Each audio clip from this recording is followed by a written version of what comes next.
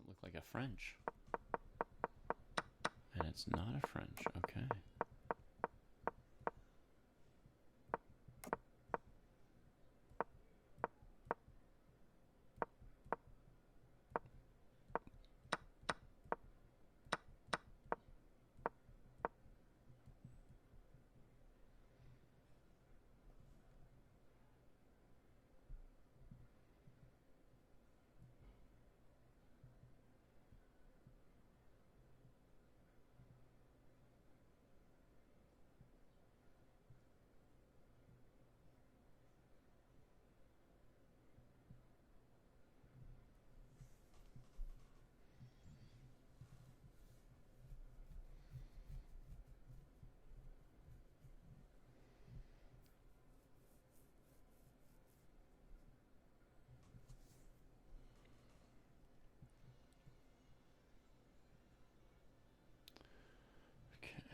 Sorry, hang on. What am I doing here? Instantly distracted by the chess position in front of me when I'm not yet done setting up my OBS or anything.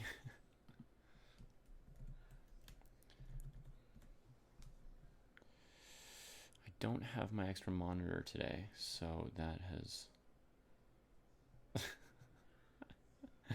Now that's a great title for a song.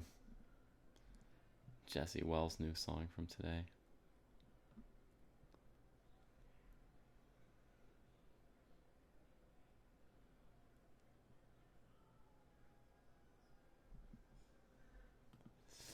Okay, let's try to get the YouTube chat open somewhere here.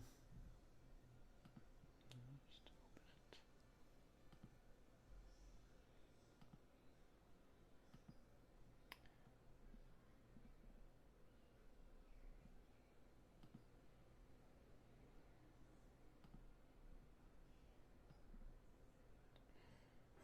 it. Okay. That's something. Oh, hey Skibix, hey Dripman, hey Maguzerker, hey JR. Excuse me. All right. We got to update the standings as well. We have to give Kostya another point here.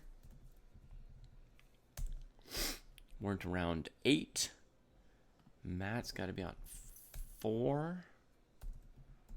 4 out of 7.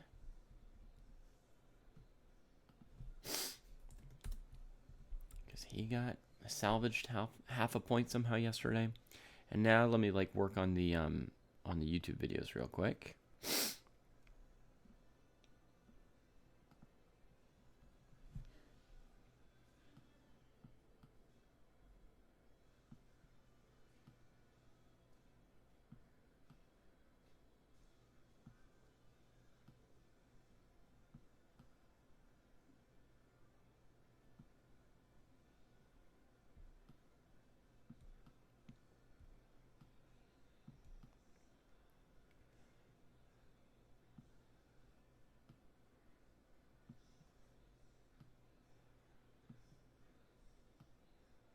Okay, looks good for Matt's vid. Now let's go work on Kostya's.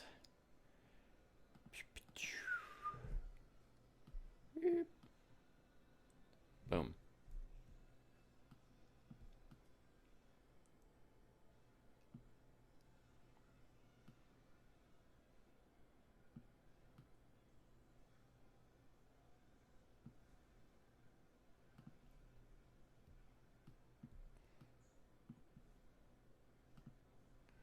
Kostya's video, those guys are concentrated. They're not moving, huh?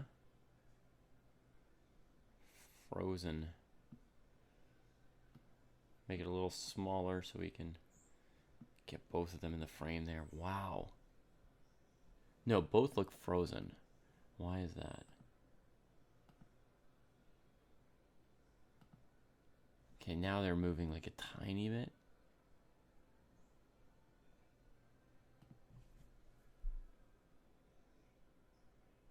Wow, all 4 of them are just that focused. I thought the videos were frozen.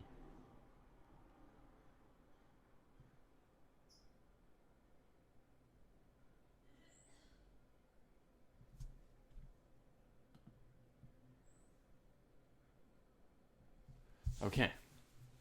Amazing. So let's get into the chess as well. Also, hi everybody. Hope you're all doing great.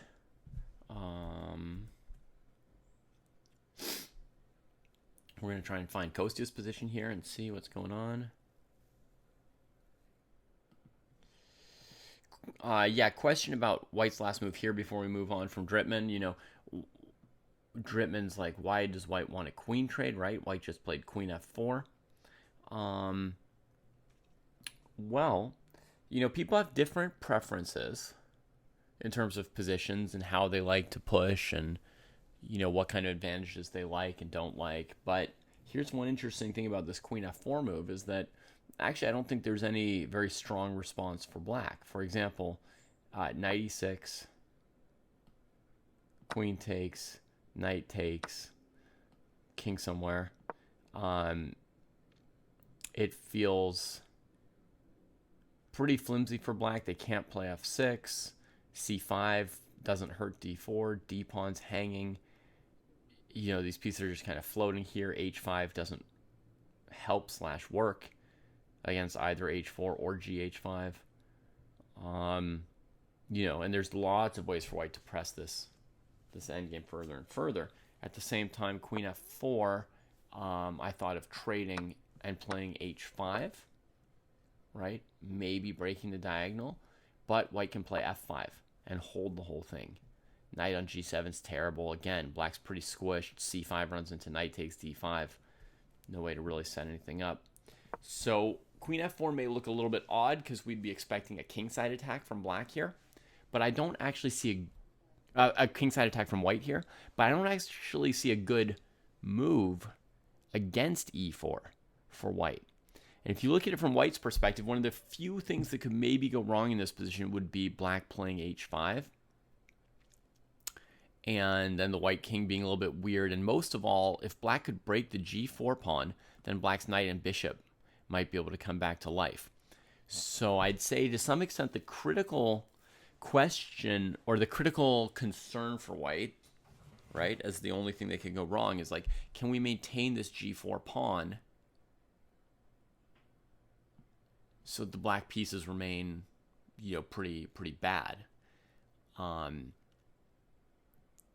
And yeah, I mean, between the G pawn and H pawn being slightly vulnerable on this diagonal and the white king being a little airy, I don't find it insane actually to take queens off the boards. Like what's black going to do? And think about the resulting positions after queen f4, right? Like put yourself in black shoes, Drittman, instead of white shoes. I think we naturally put ourselves in the shoes of whoever has the advantage and think, how would I prosecute this advantage? I think. So even though we're kind of like following Matt's tournament, we pop into this position and we start saying like, oh, as white, would I go, you know, queen f4 or queen g3 or queen g2? Drittman probably wants to try and play h4, h5 and, you know, chip away at black's king position. That's probably like the instinct. It was kind of like my first instinct when I came to this position as white. Now I think about it more and more, I think maybe black even plays queen h4, by the way. Crazy, right? But if we put ourselves in black's shoes, if we put ourselves in the shoes of the person who is worse, let's say, and good morning, Matthew, and hey, yes, ZJ. If we put ourselves in Matt's situation on the black side of this, how do we feel about the resulting positions after a queen trade? Like you can try knight e6, but there's knight e2 covering it. Is there any thing in this position that's sparking our joy as black? You know, do we feel any particular hope? F6 here, that's fancy. At least now we're thinking from black side. If white takes it though, what's the trick? Knight e8 after queen f4. Here, here, here, here.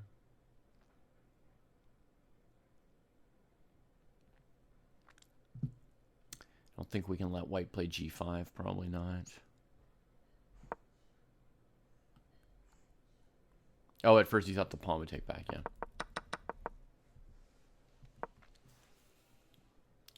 So, you know, once I put myself in black's shoes, and Matt's been thinking for a while here, as I would, once I put myself in black's shoes, I'm not too happy with what I've got here. I'm not really sure where I want to go. I think maybe queen h4, which Matthew in chat is also saying. You know, queen h4, just keep the queen on, attack this, try and break out with h5.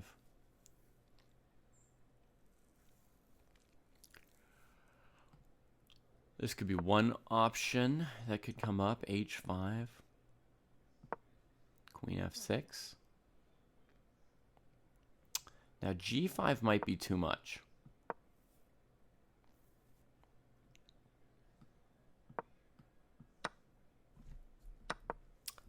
Hi Gaurav, how are you doing? So let's say queen f6 maybe forces the queen trade now, right? Here. Knight's attacked.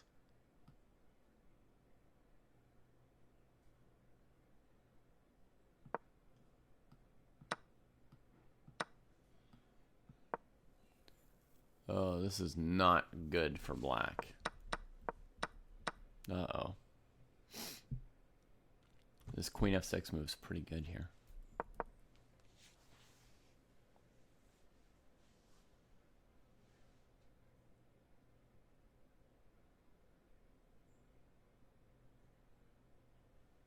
Bizarre.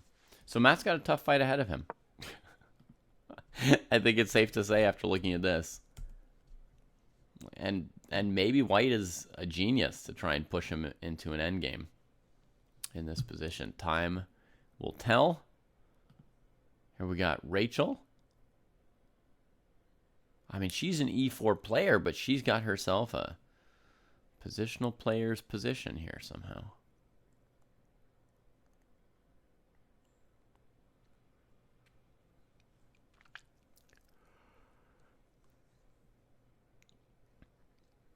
Not a great position either. Maybe borderline equal, but not something easy for her to play.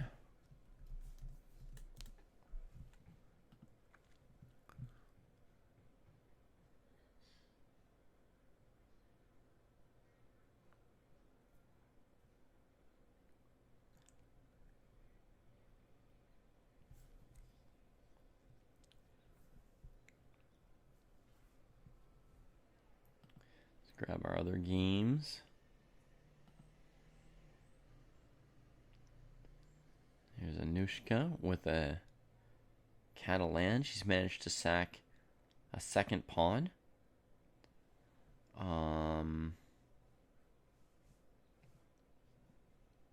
Looks fun, honestly. That position with two bishops down two pawns looks pretty fun. And actually, maybe we can just find Kostya's game directly through Kostya's person here.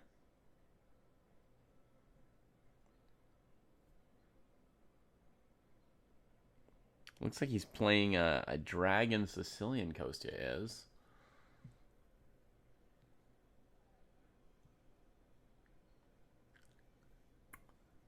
Could have started as a Najdorf, because there are some Najdorfs where you transpose to the dragon. If white plays really offbeat sixth moves. Yeah, bishop d3. I mean, I just play normally e5 here. And play a normal Najdorf, because I think the bishop on d3 is not amazing against the Najdorf. But you can also play the dragon here, as Kostya did, right? As soon as white's not playing the Yugoslav attack, you can switch to the dragon in a lot of Najdorf lines.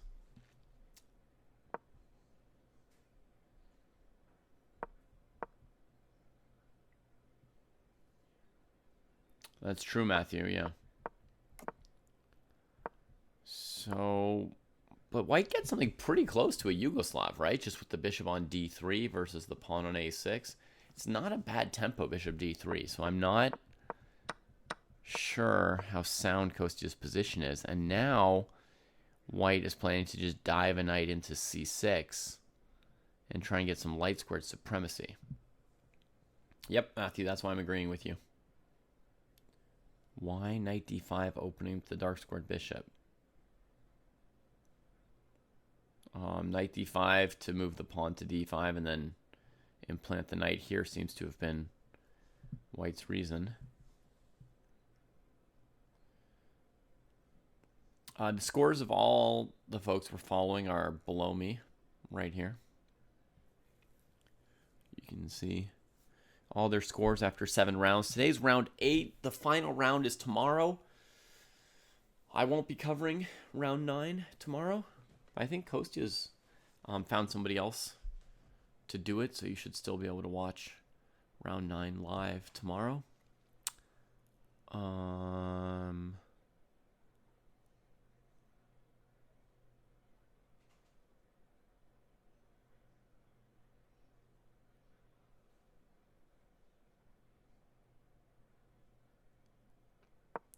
Kostya could play knight c5 here. That's like one of the simplest possible moves, and it seems to stop knight c6. So let's have a quick look at that to understand what his opponent's thinking. His opponent just played bishop e4, presumably to plunk in here. But you can play knight c5 for black, and now if white goes here, you hit here on the queen, and then take with an extra pawn. So knight c5 prevents knight c6. Then what is white's plan from there? Maybe just get around to like the typical plan with the h pawn.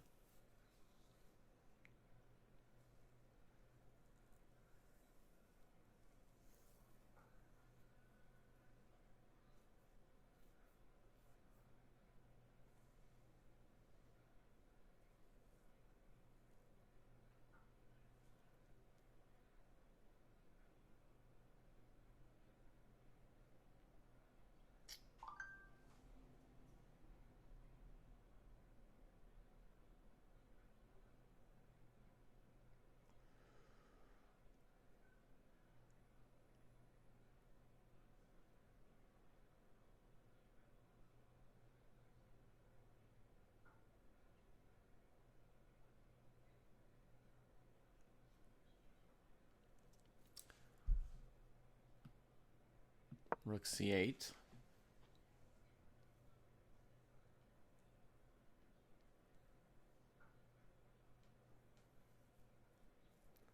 My favorite number of rounds to play in a tournament? I don't know. I've never played a 30-round tournament like they used to have in the Soviet Union.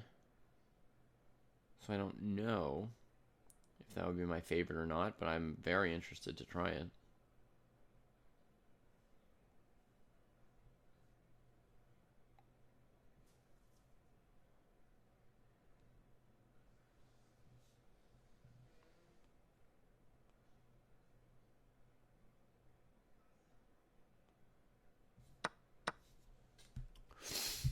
I'm good, Regina. How are you?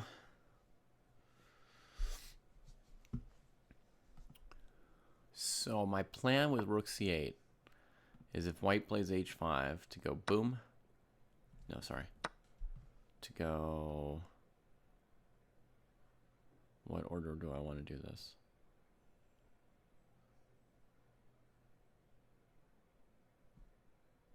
If I just play e5, the knight can drop back, and I've only blocked my bishop on g7, huh?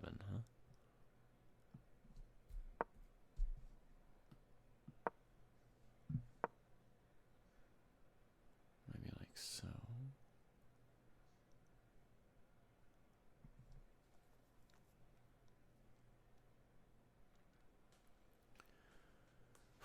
That's sharp.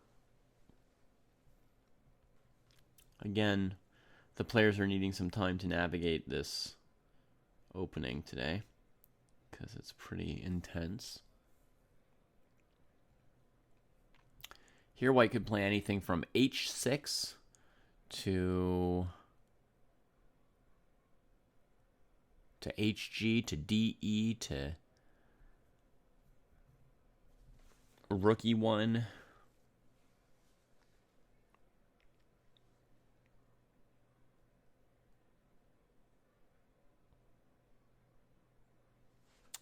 Hi, Spencer.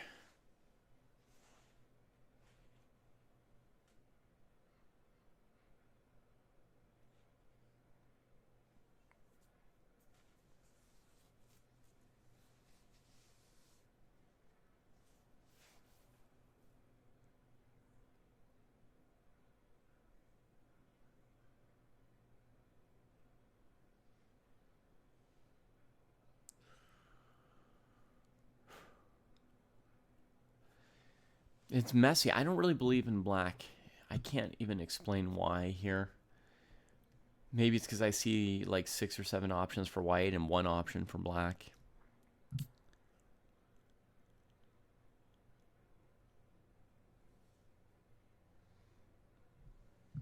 Well, yeah, of course, Spencer. I've got too many recommendations to even summarize quickly.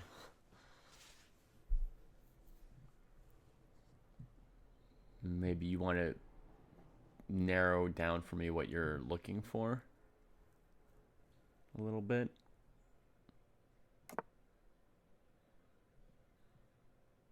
Tough position.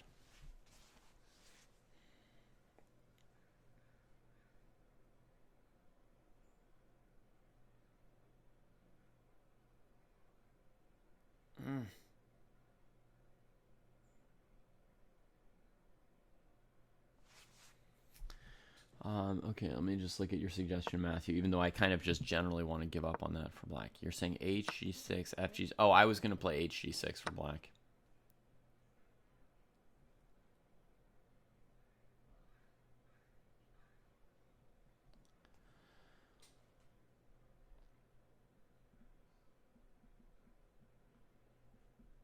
Oh, Charlie and Scotty on at once. Hello, hello. All right, so Spencer's 1700 blitz, peaked at 1900. You don't have any opening. You just play d4 and c4 without any knowledge. That's fine. Okay, maybe a YouTube playlist from the channel. Are you interested in improving your tactics or your positional play, or do you like playing blitz, or do you want to play bullet, or do you want to play classical? Are you looking for advice for getting better at blitz, or just stuff for having fun?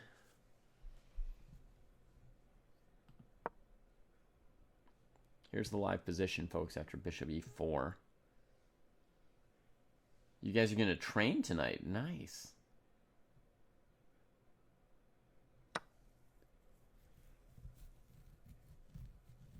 Spencer, you see this heartwarming reunion of Scotty and Charlie here? We're going to train at chess together. This is the #1 top recommendation for any chess player out there who wants to improve, is find yourself a study buddy. Find somebody who will, when they see you, scream Scotty in all caps. You want to get up to rapid. You want to improve in all areas. And when you say you're going to go for some tournaments, do you mean over the board tournaments, right? Like in-person tournaments? Hey, Nerdy Boy, I don't know the book Endgame Labyrinths. And are those over-the-board tournaments, Spencer, are they going to be classical time control, or are they going to be rapid time control? Are they like 1-hour games or whatever?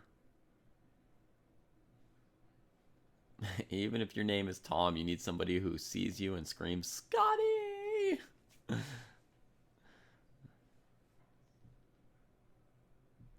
Nice.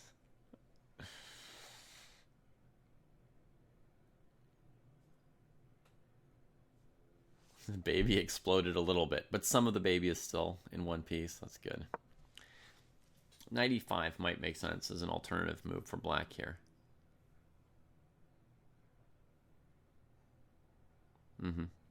Yeah, 30 is kind of borderline, Spencer. I definitely wouldn't call 30 minutes classical. I'd call it rapid. They used to have something they called Action.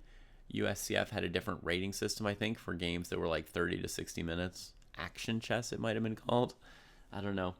But yeah, if you're going to play like 15, 30-minute games, then practicing rapid should be fine for you.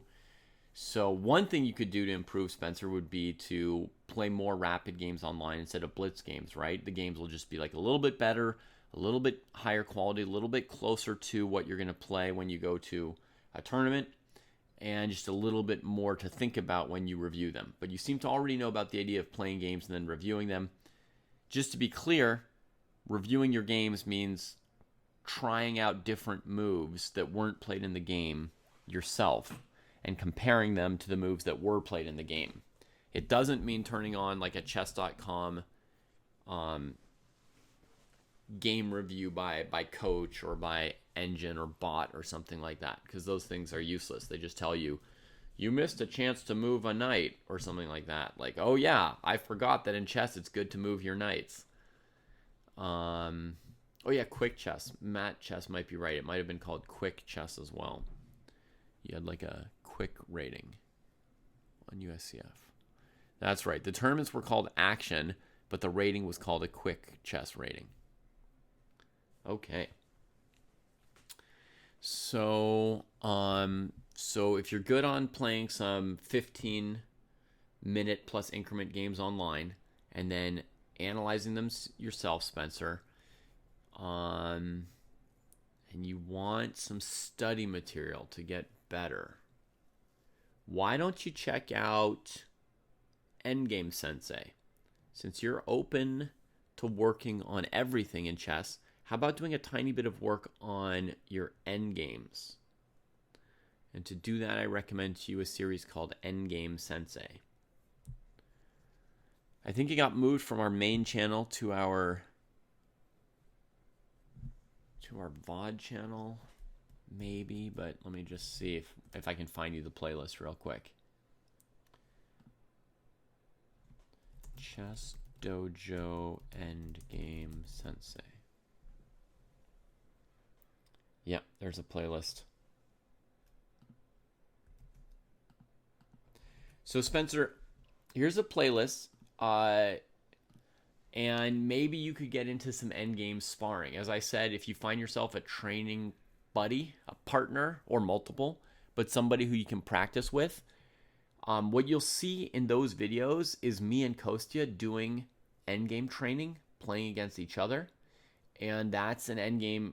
Kostya, who we're watching right now, right here, like one of the ways that he gets ready for his tournaments is he practices endgame positions against me. So you can see what we do, and you can do it yourself. You can take all the same positions that you find in those episodes. Each episode has a different position, and you can practice those positions against somebody else online, you know, or in person if they're chess players near you. Yeah, we have two YouTube channels, Chess Dojo and Chess Dojo Live. And Chess Dojo Live has some VODs posted on it. I don't know how exciting that is, but it has them. Nope, the engine does not work, Spencer. You got to find somebody to play against. That's your number one assignment if you want to get better at chess. Find somebody. Find somebody to talk about chess with, play chess with, and all that. They're right here in this channel right now, you know. You just have to find them.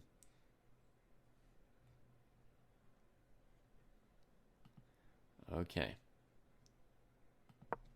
Matthew thinks that a move got played, perhaps. But it looks like we've got a little bit of a lag here on the moves. So we'll just go back a little bit to Kostya's think. Try and get the right time delay in. Hey Ranga, my health is good. Thank you. Anything for opening?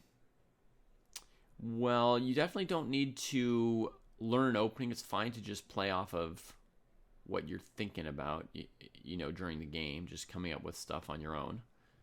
playing d4, c4, and just taking it from there is totally fine. What are the chances of a 2050 Elite Chess Blitz player beating a 50-year-old international master? You beat one yesterday. If you, Nickel Alloy, are a 2050 Elite Chess Blitz player, then the odds of that happening are 100%.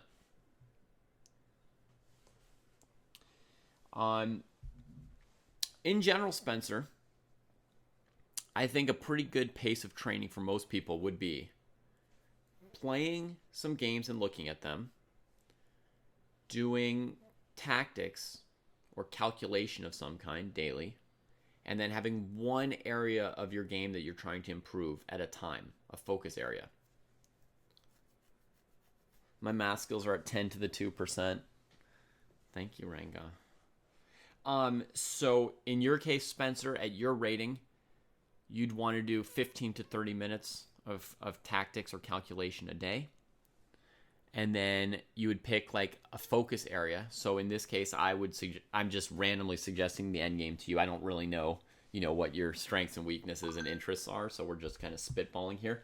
But I'm telling you, like, for example, you could watch these videos from the Endgame Sensei series and then take the positions that we played out and play them out against other people. You could do that for like 5 or 6 weeks.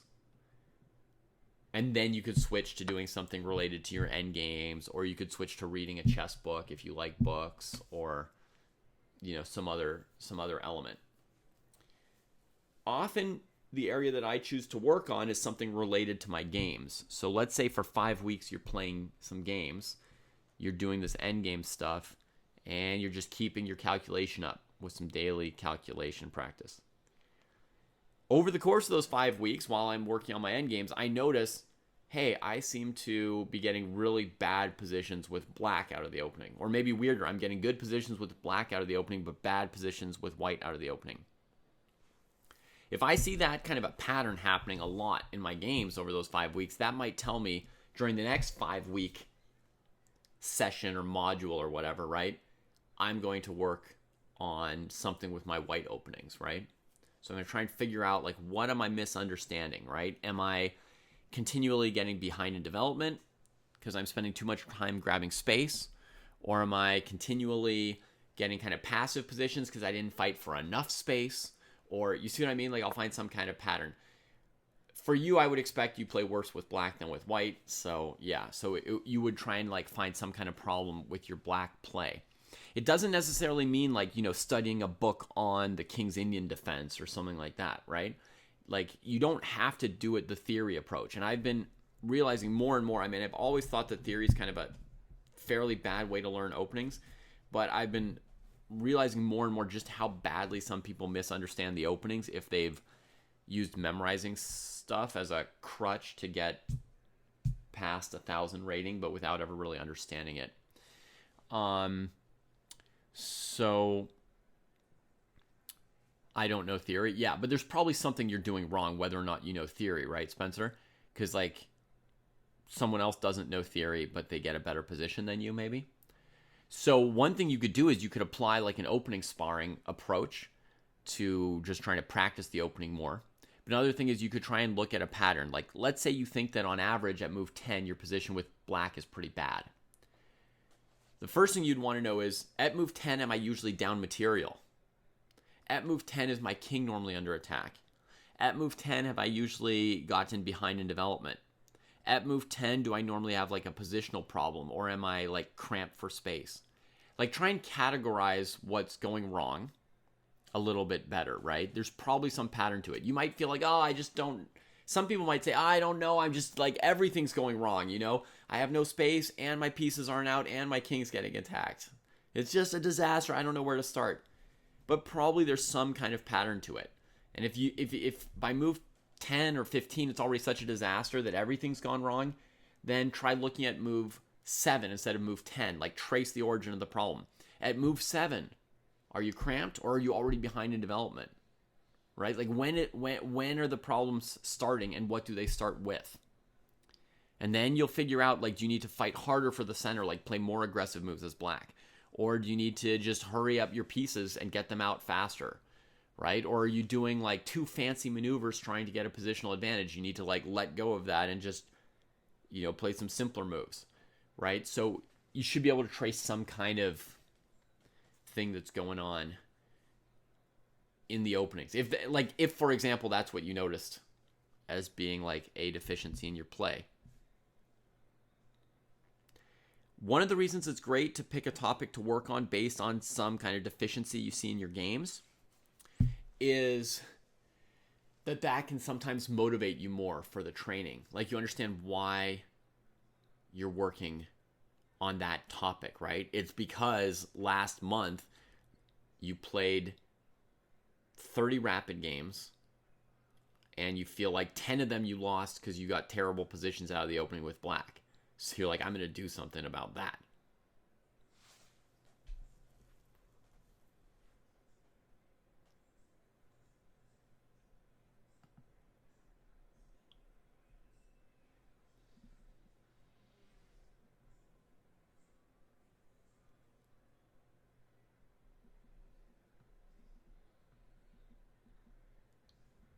You never analyzed your games as a bunch, yeah. So, Kostya played knight c5 after 30 minutes, folks.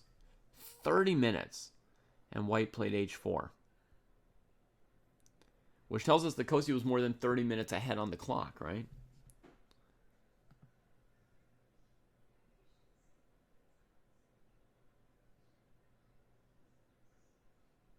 Okay, I've got a helpful comment in chat that says the video might still be about 2 minutes off. So I'm going to go back 2 more minutes on the video. And then I'm going to go to Matt Pritchard's video and do a similar thing. I'm going to try and put him at about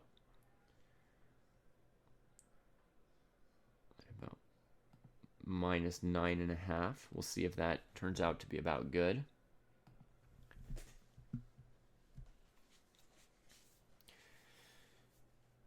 Hi, I just love you too. Yes, chess teachers fulfill different kinds of functions, and one of them is kind of like chess therapist. Yeah. I've been teaching a long time. A long time. I've been teaching chess for over 30 years now. So.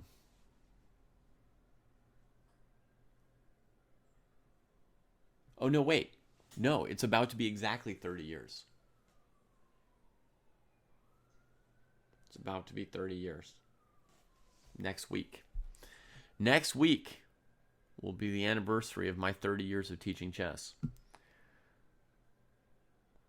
Hey, Cross. Yeah, my kids are there.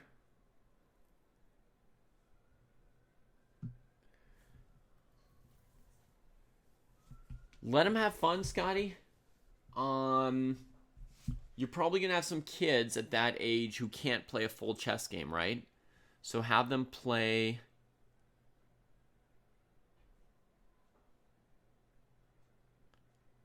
Oh, you mean Kostya, like our shared boy. Kostya boy. Sorry. Kostya boy just thought 30 minutes on his last move cross online. So I think he's in a little bit of a pickle. A quandary inside a conundrum inside a pickle. You know, I looked at this position for him and I found it very complicated. Didn't see any clear path for him to play, and then decided instead of finding a good continuation for Kostya, I'd just answer all kinds of chess questions from chat, you know?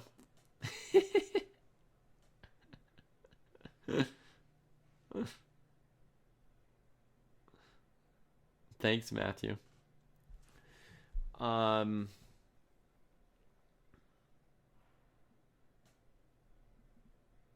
So yeah, for the 6-year-old Scotty, a lot of them aren't going to have the patience and the attention span to play a full chess game. So my first advice is to make like smaller mini games for them, right? So give them stuff like Farmer and the Piggies. Like you can go to my video about games for the games for the toddlers. I'll answer that question in a second. Love. So, I made a video on how to teach chess for toddlers, Scotty. You could grab some mini games out of that if you want, or just whatever you come up with. I know you're a creative, smart person on your own. You can make up little mini games, but you need to make the games shorter, because one of the biggest problems for kids is if they start playing a full chess, like they want to just play. They don't want you to lecture at them, right? So you want to let them just play. But if you just let them start playing a chess game, what happens, the most dangerous thing, the biggest pitfall with just letting them play games is that some kids are going to lose attention and focus and get bored. Other kids are going to be kind of lost and not know what to do, so they'll be thinking for a long time.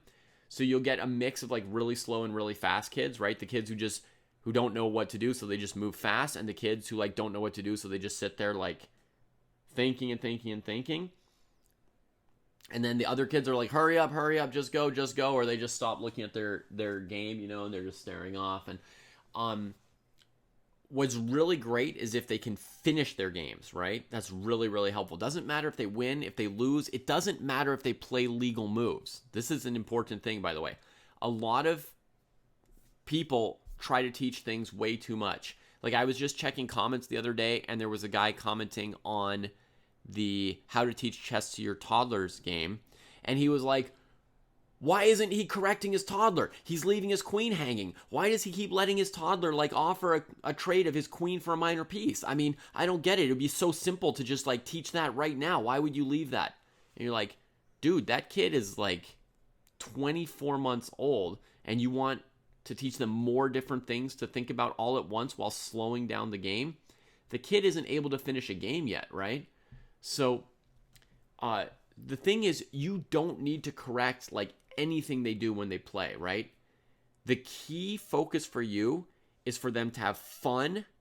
And one of the key things that's going to help them have fun is if they can finish their games and they feel like they had closure, like they played a game and it ended and then they started another game. So you want to make the games as short and fast as possible as you want, to make sure that you get them into it. And then you'll obviously, the real goal of chess is to increase their attention spans, right? So at some point you'll want to make it longer. So, so you could start, you can do mini games like Farmer and the Piggies. If you want to play real chess, you can play with less pieces, right? You can have them do king and two rooks against king checkmates, and have everybody check off that they've done the checkmate. If you've got kids up to age 10, then you'll definitely have people who can play full games, yeah. But if you've got kids as young as 6, the first thing you have to make sure is they can finish the games. I was teaching some 5 and 6-year-olds at my kids' school last year, and a lot of them couldn't finish the game. Yeah. And there were some that could. But those who could, giving them a mini game is no problem. They'll blaze through it, and then you'll realize you can give them more. Much easier than having everyone sit down and start playing chess and then have a bad first experience. You got to get them through the gate. Got to get it going. So make sure that they're able to finish their games, and then you can up the difficulty level and stuff. Hello, Joao. Greetings, welcome.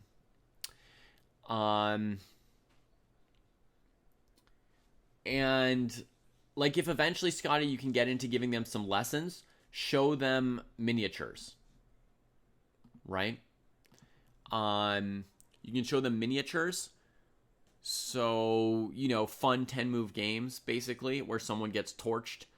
Stuff like e4, e5, knight f3, f6, knight takes e5, f takes e5, queen h5 check, king e7, queen takes e5 check, king f7, bishop c4 check, king g6, queen f5 check, king h6, d4 check. Those kind of games, just a brutal king hunt, the whole army chasing one king around, stuff like that. Especially games that end in checkmate. A game that ends in somebody just winning a piece and the other person resigning is a less good lesson for those kids. And then a similar training you can do is you can take games like that and you can have them play the white side against you, or practice it against each other, right? So you could start a game in the position with the black king on h6 in the game I just gave you, and have them practice finishing that as white.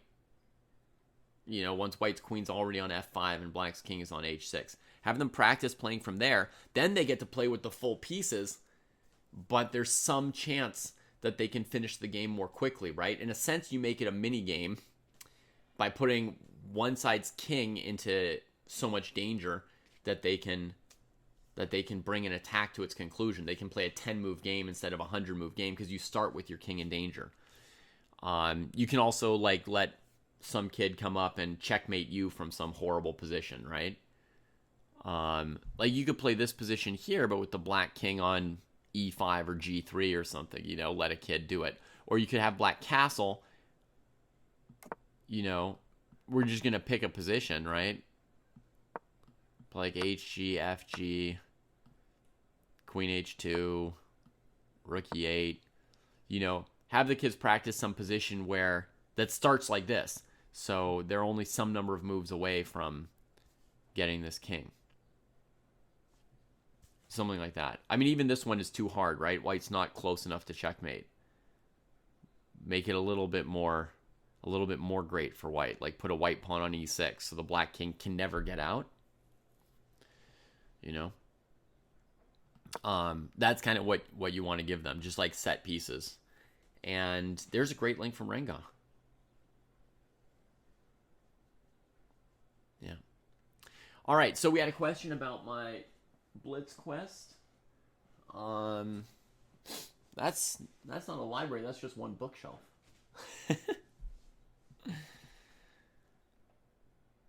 There's another bookshelf in the wall there. But books are great. Okay, so the Blitz quest. I did do a ton of opening study for the Blitz quest. Hi, I love you. I studied with a supercomputer, a bunch of openings, did a bunch of opening prep. And I played a couple games last weekend. I played like 3 matches maybe of like 3 or 4 games against some tough opponents. One was like in the 2400s, one was maybe 25 to 2600, and one was 2700. I touched 2550 for the first time in my life for one game, and now I'm 2540 something. So it was a good start. I don't think I'll make it. I'm just waiting to drop, 100 points at a shot at some point.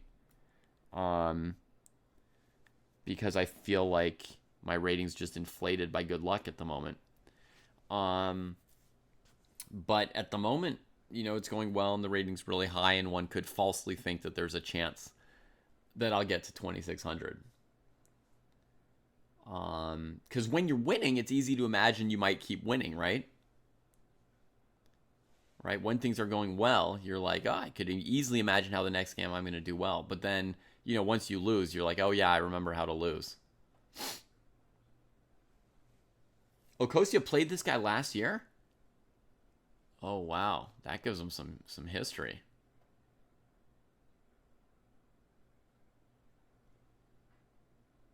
Right. Yeah. The maximalism and perfectionism is not well suited to Blitz. Maybe that's more of an issue than the calculator versus the intuitive player. How to study top games. Normally Spencer with annotations. Normally with like somebody's already written explanations about the games, so you can read their explanations.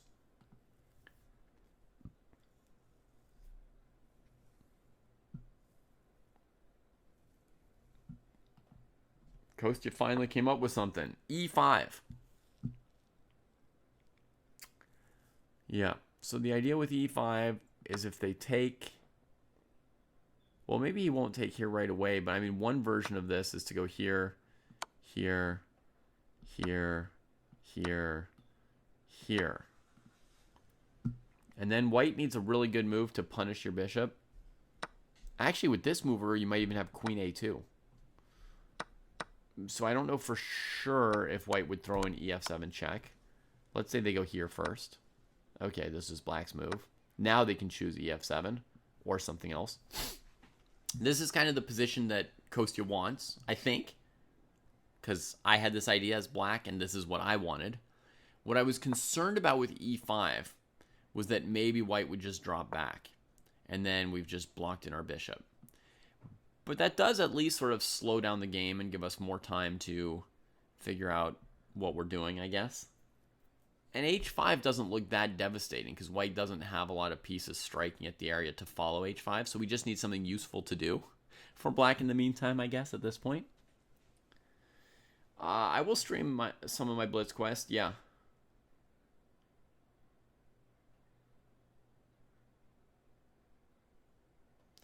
So my thing to make myself feel better, so to speak, Matthew, is now working to make you feel better too. Yeah, Spencer, maybe white, maybe Kostya could try to castle queenside as well at this point as a way of reducing h5 as an issue.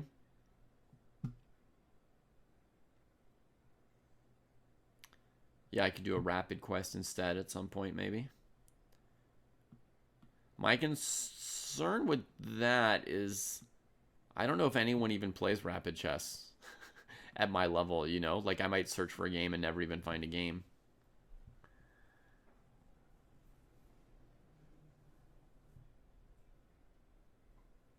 Rachel's opponent went crazy?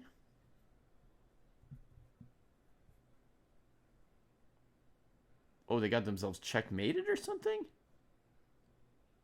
What happened here? Let's have a look. So here, black was threatening to trade twice on d1 and win Rachel's knight on e5.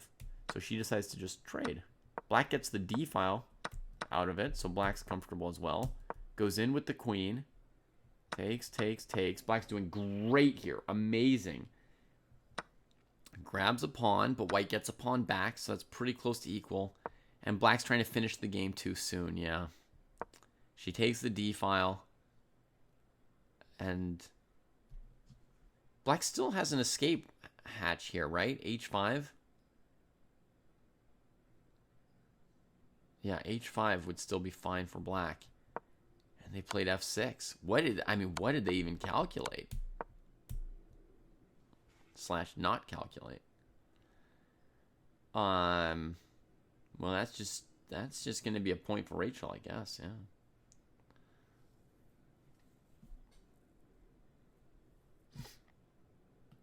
Clicking around Matt's position. Wait, queen f4, trade, f5. Great choice, Matt. Stopping the avalanche. You'd think white would play g5 here, just take their space. But they played knight e2, sacking a pawn. Matt blockades the light squares with an extra pawn. The pawn on h4 might also be hanging here. Oh, it is. Look at this variation, folks. Matt can take, and if you double attack his stuff, then he comes to f5, and then if you try and take his stuff, right, that's why knights sometimes terrorize newer players. Now, normally in a classical game, a player over 1600, you wouldn't expect them to fall into it. But in Blitz, for sure, that happens to all of us, even me.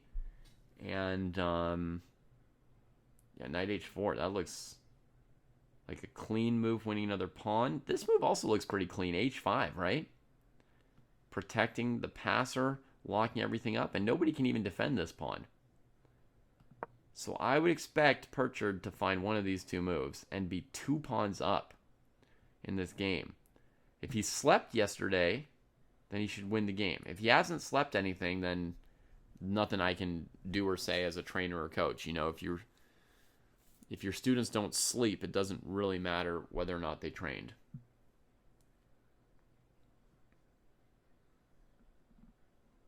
Yeah, that's a recurring thing for you, Skibix, that you are materialistic. I mean, look at her. She could be playing... I mean, maybe she needs to be more materialistic. The pawn is just sitting there. She needs to take it at some point. She plays b5, inviting the opponent to trade and play rook c8, defending their pawn. I mean, she's not materialistic enough. She should take her pawn at some point. There's time later to play the b5 break. This is how she lost her game yesterday as well, by the way, which the lesson should be deeply imprinted in her mind. She played like a b5 move. before she had the square defended, just assuming after all the trades she could eventually go collect it and capture it. She never captured it. So, yeah, I mean, sometimes you have to take the material back. You're not playing for checkmate, so what are you going to do? And now b5 takes, developing their knight. Uh-oh.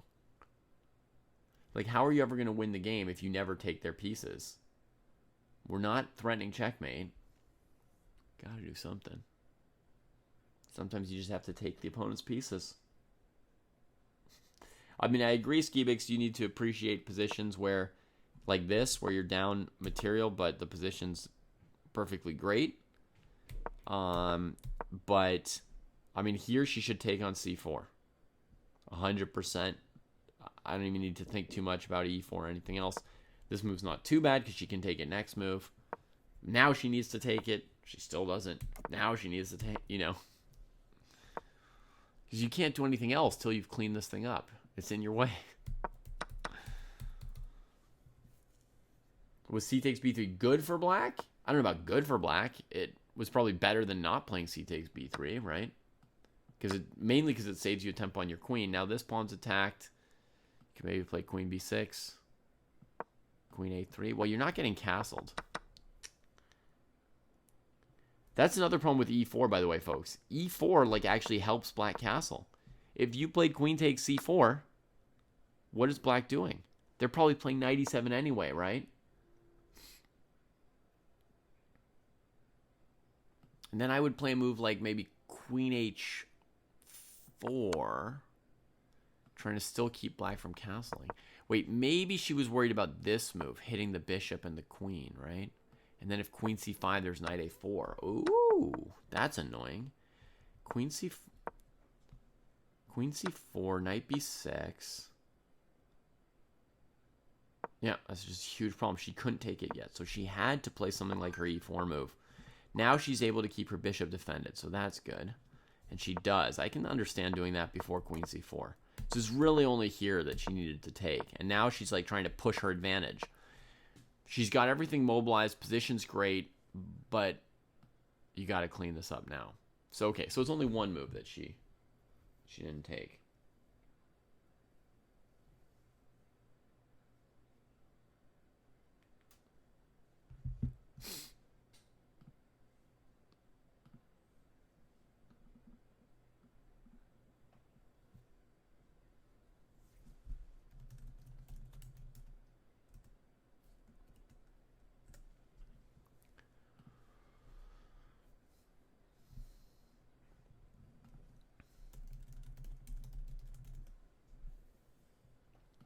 Hi, Alice. Hi, Robin. Welcome in.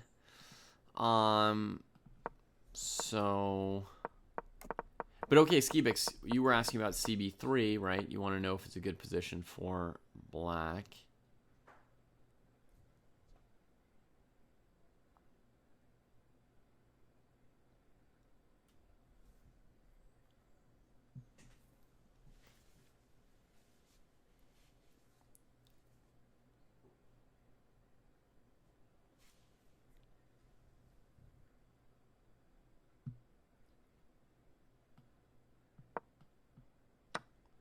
So white takes. There's no rook b8. There's no moving the b pawn. This position doesn't look that good, Skibix, for black. No. Because it opens up the rook. I can understand why black didn't take. And just left the pawn on c4 for white to win eventually. They had 2 extra pawns and they didn't want to open the b file here. Right? What's black supposed to do here? If you do something like this, this position is lost. After the queen trade. You can't challenge white's bishops. And the rooks have a way into the game now. You can't get this rook into the game. Here you can resign. Like a computer will say -1,000,000, right? And then, then there's this move here. And my first thought was queen a3. Just really telling that king that it's doomed. But I realized black's only defense is going to be queen a6. So the easiest win for white here is actually queen d3. Queen d3. Because then if the queen comes here, you can trade it. And maybe I'll play bishop c6 before rook b7 in this move order. I don't know. But this position is lost for black. Like, resigns lost, right? Nothing left to do or say. So actually, CB3 looks pretty bad to me. That's interesting and odd. And the reason we're dwelling on it is because it's exactly what Skibix needs to see and feel and hear, right? Is that there are positions like this. That there are positions like this where someone's down 2 pawns and the other side could resign.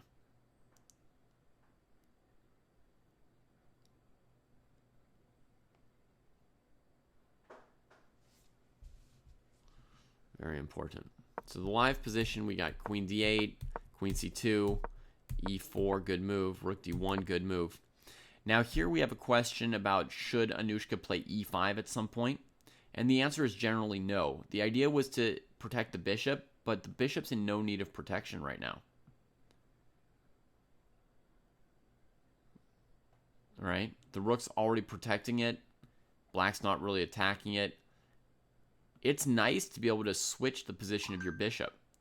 So when you play e5, it's just kind of locked in there. The only reason to play e5 here would be to improve this bishop. You would do it for this guy, not for this guy, right? So if you wanted threats on this diagonal, or if you wanted to move bishop e4 to try and poke holes in black's king side and sort of provoke some weaknesses over there, that's where you play e5. But you don't play e5 to support the bishop here. The bishop's fine at the moment. And yeah, in general, when you play e5, you make it possible for the black knight to at some point go to d5 or f5. f5 to guard the king side, d5 to block the d file. So, yeah.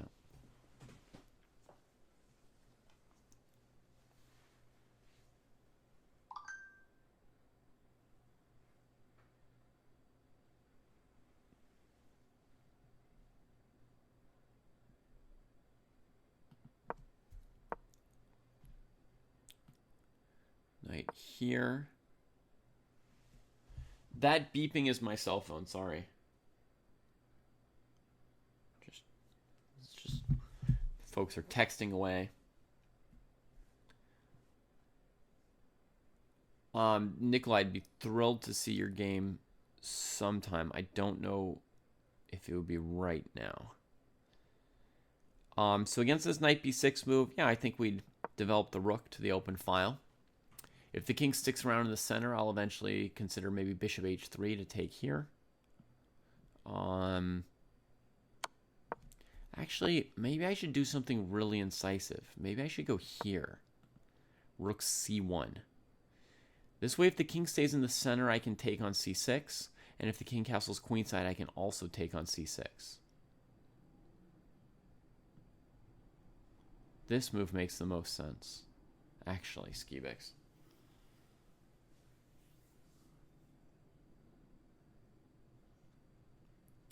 Either one, Spencer. Depends where my opponent's pieces are.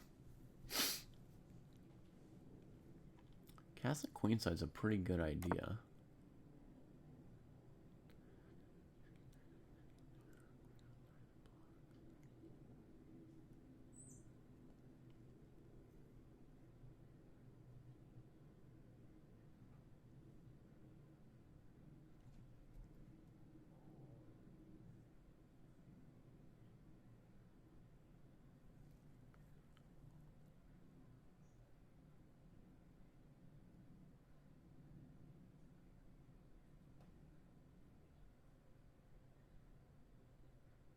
This is about to get very advanced.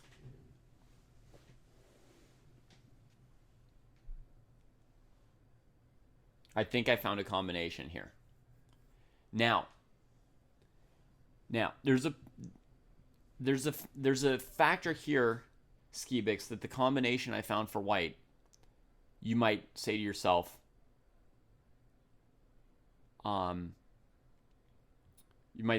it's something that you wouldn't be able to calculate in a game. Oh, shoot, it doesn't even work. That's a problem. That's a real problem.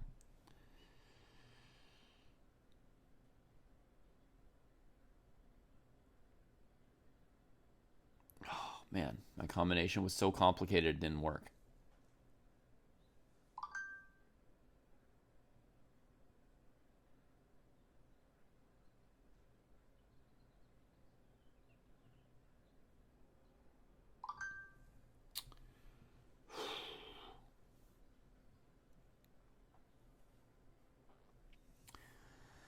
Just bishop f4 is totally playable, Eshek Kolik. I just wanted to win the game. I had waited long enough and I wanted to win.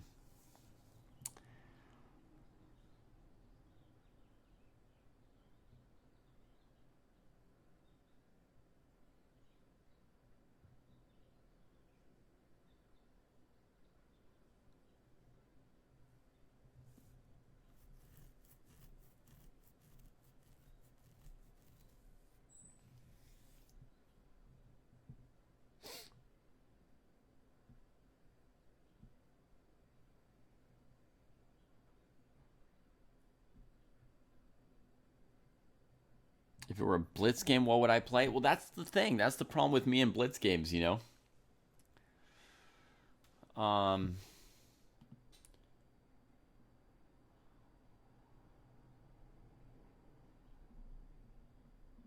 Yeah, I might flag in a blitz game.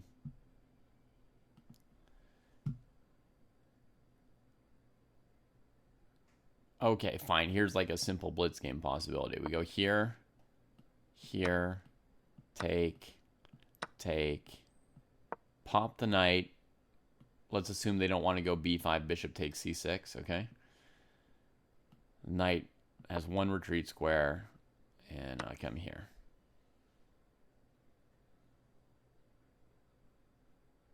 Just weakening the king. maybe something like that. I'll tell you what didn't work was I was sitting here calculating. I'd come up with this insane combination that starts with rook c5 hitting the queen. Queen here, bishop takes c6. If queen here, bishop e8, checkmate. And then if pawn takes, rook takes, king here, we can go here now. But the problem is when I moved the queen to a4, she covered this checkmate. So, whereas if you start with this sacrifice, the king can run to the corner on a8. And you don't have a way to fish him out there. Right? And here you can't break through because the queen's still on a5.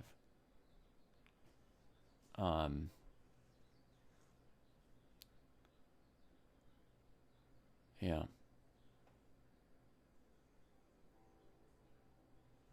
So. Queen f3, they block on d5 with this knight that's otherwise useless. It comes over. So, yeah, castle's queenside's a good try. As somebody said, you could just drop back, e5, you know, play bishop g5 or e3 or something like that. They bring the knight here.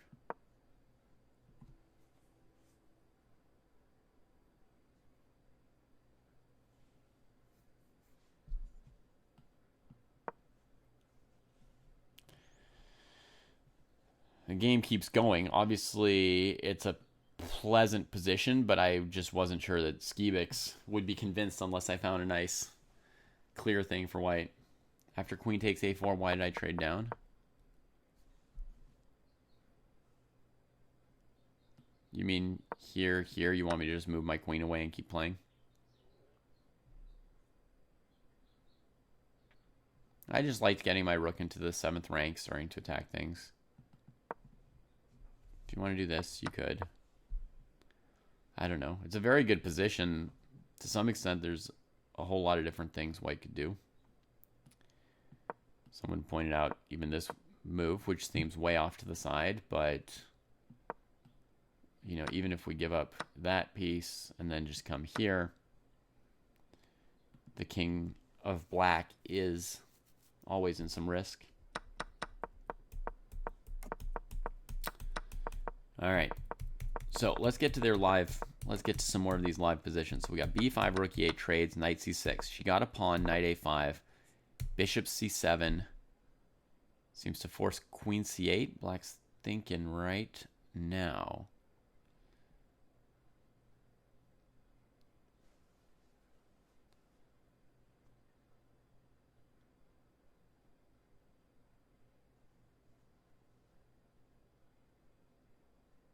But this is just going to trade everything off, right?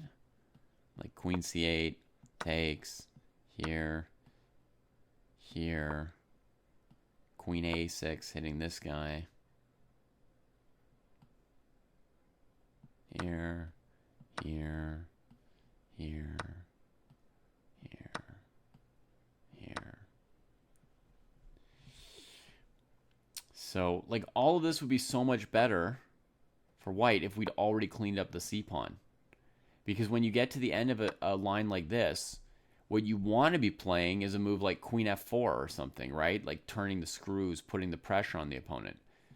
You don't want it to be black's move and they go queen e1 here, or they take over an open file. You know, you want them to really, you want to have taken care of the simple stuff so you can put the maximum pressure on. b5 here. It's too bad there's not like rook d7 or something more killer. I don't see a lot of choices here.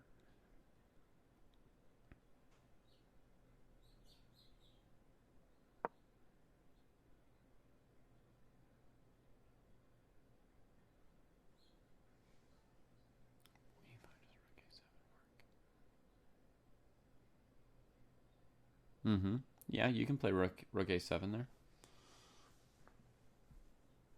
But, like, basically it's a pretty equal position, right? If we get to queen and rook versus queen and rook.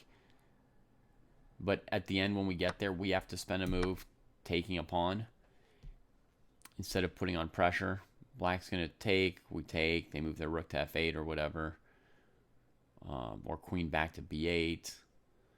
Or here, if they don't want to trade the e-pawn for the a-pawn. No, I think they probably would because they don't want this to start tying them down.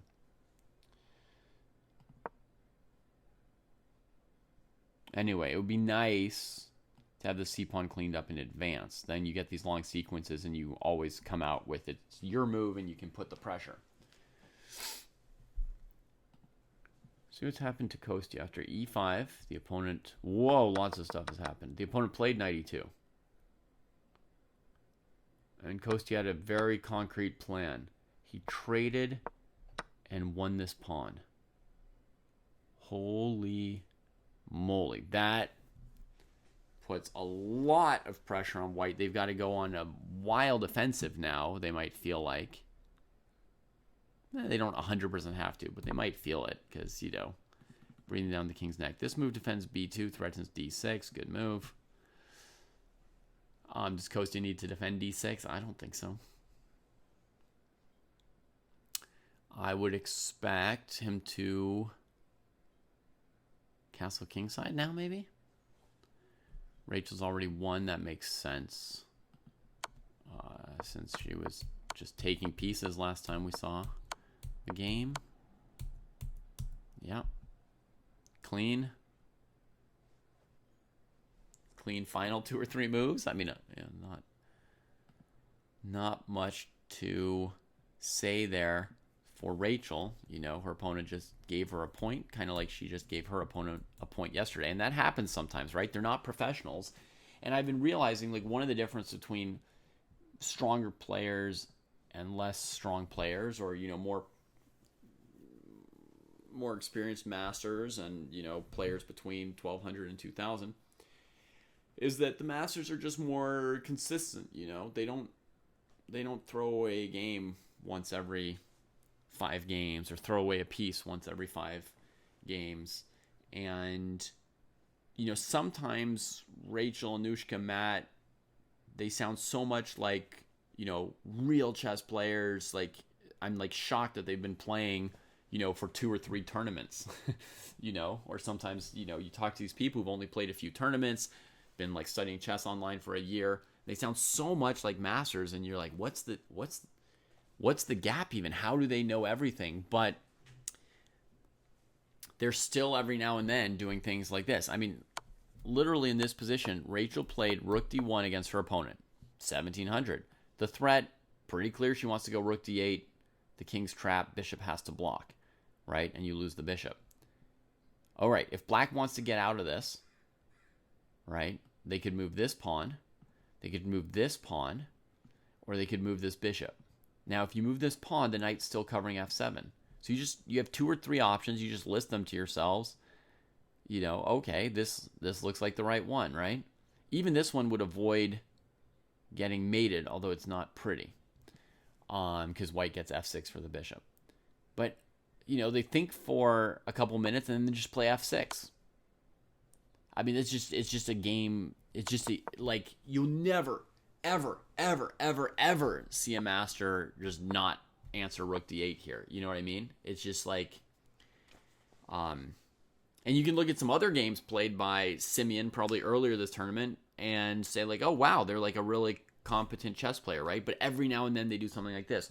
Or Rachel, very, very competent chess player when you look at some of her games, but then in yesterday's game,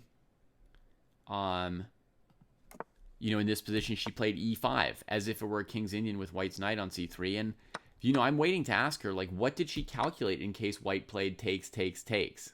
You know, like, was there any kind of a plan?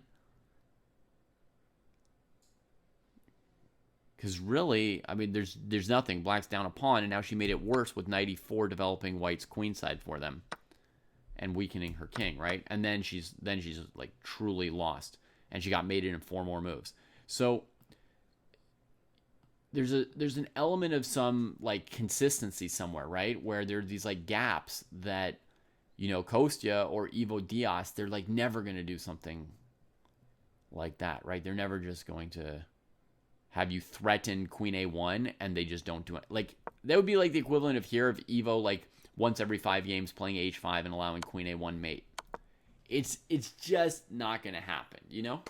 It's just not going to happen.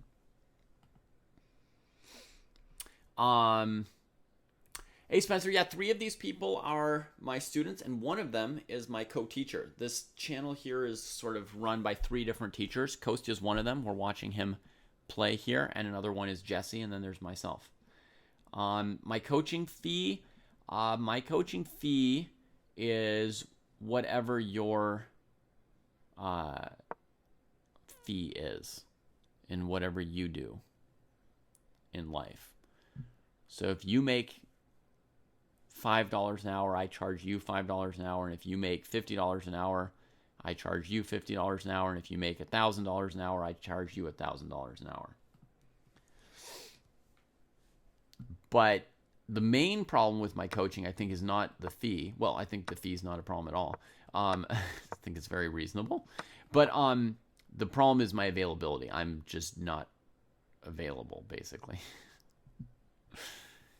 We're spending our time on group teaching here, right? Like we're doing lessons for groups of people, doing all our lessons online, making training materials, videos, stuff like that.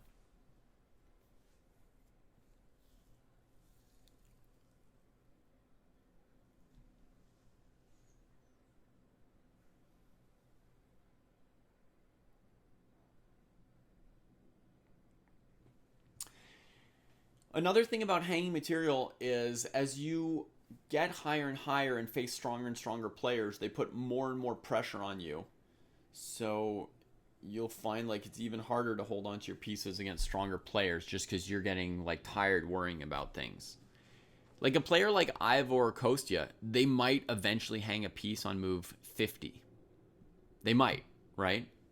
They might eventually hang a piece on move 50. Because the other person has made like 100 threats, set 100 traps. They've been working for 5 or 6 hours, worrying about little positional decisions and stuff like that, right? And finally, in their exhaustion, they could hang a piece. So that is one thing that happens in high-level games, especially there at round 8 of a tournament, right? You can eventually like grind other people down and work them down. That's how Gukesh won the World Championship, right? The final game of the World Championship, Ding played a blunder that was just like unimaginable blunder. Just 1 in a million, right? But Gukesh had ground him down. Not just that game by playing 80 pointless moves, so to speak, in a drawn position. We say pointless. Those are literally the moves that made the world champion, right? But 80 moves that look pointless in a dead drawn endgame. But not only in that game had he ground him down, but for 3 weeks he'd been grinding him down, right? He'd been just making him play as many moves as possible. He'd been declining draws in worse positions to make the games last longer, to make Ding work harder and longer. And finally the guy made some kind of horrible blunder. So you can actually get these kind of blunders out of players like Ivo or Kostya or me or Ding Liren for that matter. But you have to work them really hard before those blunders come out, right? And in the case of like this kind of a game, you know, the players have been playing for... When Rachel played Rook D1, the players had been playing for like an hour, right? They'd been playing for an hour. She made a one-move threat, nothing hidden under it. Simeon had a full hour on the clock to think about it, right? That's something you will never see from like a better player, right? You have to get them tired to get something like that out of them. You have to get them way more tired. My email is fine. Yeah, it's just my last name at Gmail. Pruess at Gmail.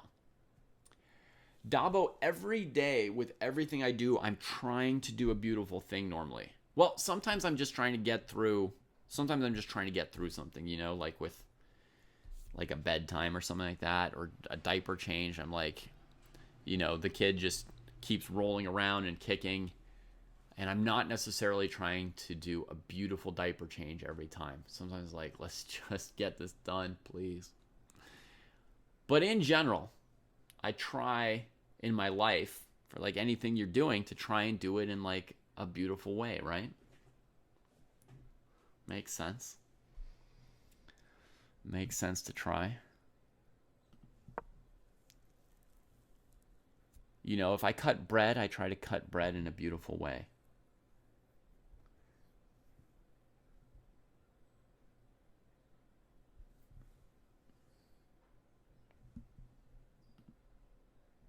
Let's see how Matt's doing. Let's see how our buddy Matt's doing. Should be over here. All right, King H2.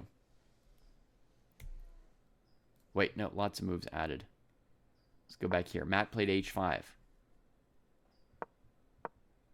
And that pawn on H4 is so dead, that dude's not even taking it. He's just like, don't move your knight. I've got D4 in my sights. Finally takes it. Comes in. And goes and defends the queen side with that same knight. Tries to open the queen side. Oh my god, he's taking a third pawn? Wait, no, he's overdone it. On knight B5, there's A4, and he drops all kinds of stuff. Oh no. He should have just taken here. Then white would have knight C3. It's hard to hold everything together forever. Ay. There's gonna be some counterplay this game still. Some counterplay yet.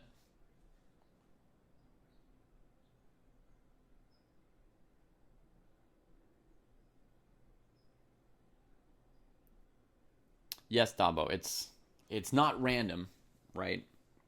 You can find my political beliefs not so deeply hidden in that notion of my rate.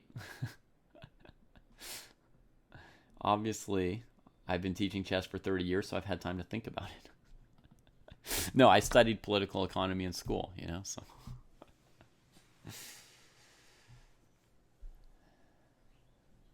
All right, so where's that poor knight going after A4? Will it go back through A3 to get back to C4? That might make sense. Not easy. Let's see what's happening. There's going to be blood in this game here of Anushka's. Trade, boom, boom, boom. I predicted all of those moves, so you've got nothing new to see. Sorry, folks. Back to Kostya's game. This one's going, as we expected, towards a rook and queen versus rook and queen. Position, that'll be pretty close to equal. Kostya finally castled. Like I said he would. Queen takes d6, looks terrible. Not only black could just play queen a1, b2, regaining their pawn, but Even worse for white, they could maybe develop their rooks and stuff, right? So white's going to play h5. They did. And, yeah, I agree, Skibix. He let white get some activity. Which is a big mistake. You want to see exactly where his main mistake was, Skibix? I didn't mention it. The big mistake was not in this like knight a3 calculation or the cb5 calculation. Because cb knight c3 is, who knows. Knight a3, rook b2, knight b5 is, well, who knows. Like, the mistake was one move ago. Right here, he should have just locked it in. Said, that's that. Right? And then play a5 on the next move. This is a lock. Having played a5, then I guess it's kind of pointless to go grab that pawn. If I were black, I would now simply put a rook on the b file. Something like that. Maybe play a4 first. Because I don't want white playing a4. I'm advancing this. And then when they trade, right, I'm just going to come fight for this file. But like normally here you lock in the knight. That's the reason you brought it over here. And then from here, there's some different directions you can play.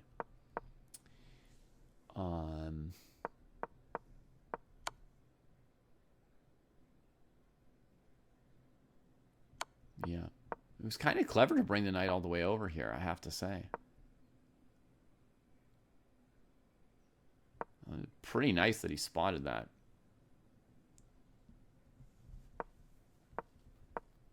Pretty nice spot. But now he's going to have to deal with some counterplay. So let's hope he slept.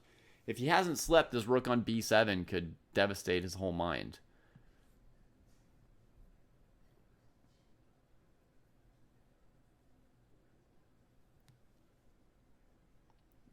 There's rook b7 check, Santos said. So really we just want to go straight to the b file. It's Rengaw's birthday today. How nice.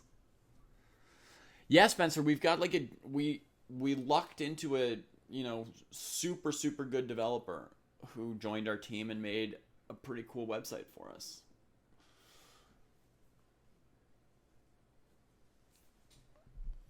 Which really helps with the good teaching, right? It makes it much slicker. What is white thinking about other than e4? I don't know, Lethal. I don't know. I get the feeling white hasn't given up, right? Sometimes when you're down 3 pawns, you could be thinking about ending it all with a resignation. Birthday, Friday off, pretty good spot. All right. Well, Renga, I hope you're doing everything the way you want it today.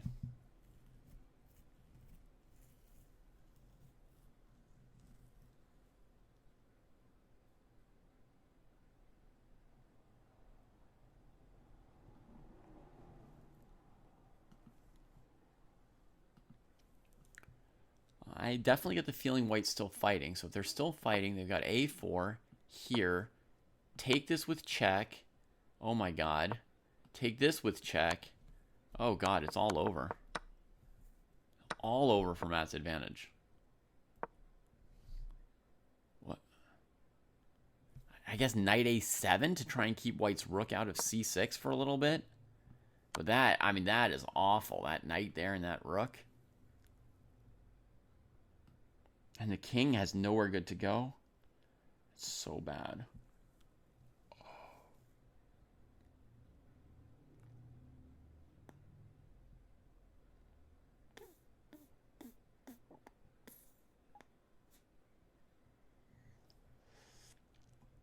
I guess you go here with the idea of playing rook f7. That's maybe the safest we can do.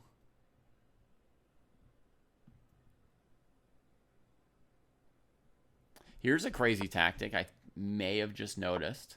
In this position here, white might have f5. No, it doesn't quite work. The king can take and then come forward. And then it sort of escapes the net of the white pieces. But that still wins a piece for white. I mean, that's not nothing. That's not nothing, a whole piece. And you see if you take with the pawn, it's even worse. Wait, can I take with the rook? Right, then I was also clearing the square for the knight. Then white wins in exchange like that. And then these two black pieces are trapped, actually. If I move the knight, it's checkmate. And if I move the rook, I lose the knight. So now black is basically lost.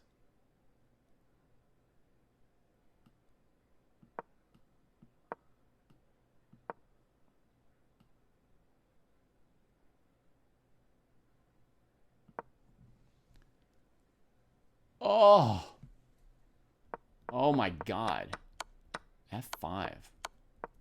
F5 might work, basically. And he's played king e6. God, that proud knight from c4.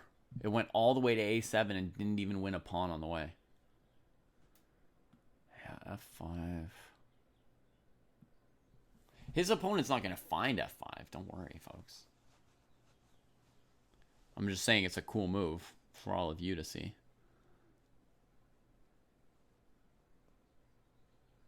Now, could there be something else that white can find that could be winning? Yes. This is definitely an eminently winning position. Many ways to potentially win it. But if white dilly-dallies, black has the idea of rook f7, digging out some of this position.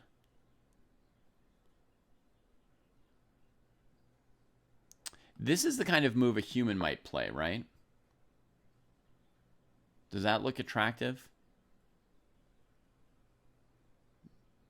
Idea come here.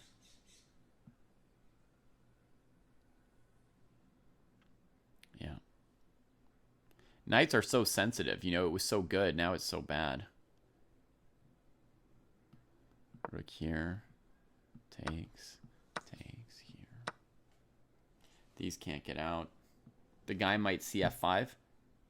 Dabo, how on earth would a 1600 find f5 on their own in a game? Are there any 1600s in chat? Would any of you consider the move f5 here? Like, would it occur to you? Would you... Magyar Zerker says it's 100% findable.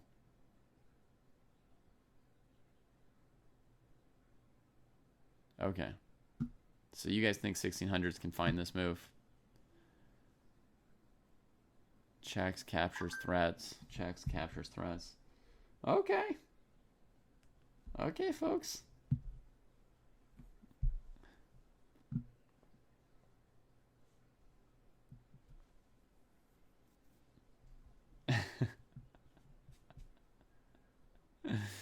We're getting different opinions. I'm having some 1600s say no chance. Others saying like, oh yeah, I find it. I mean, Scotty might look for f5 because Scotty's a lunatic. But this looks like a more normal move to me, doesn't it? Rook c5. Looks pretty good.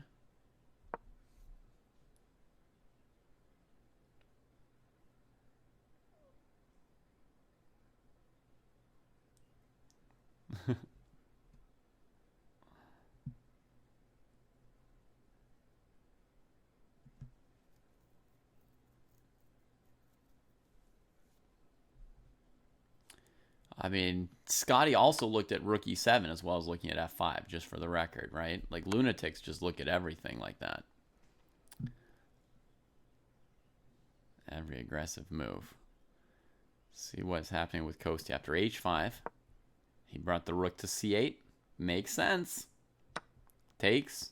Takes. Yeah. You know, very often you like to play fg6 in these positions just to slow this a little bit sometimes, defend yourself along the second rank. I think the problem here is that with the king like this, well, with the queen having the entry, this queen e6 move is really strong. So now, obviously, we've got a counterattack for black right here that looks pretty good. But queen check.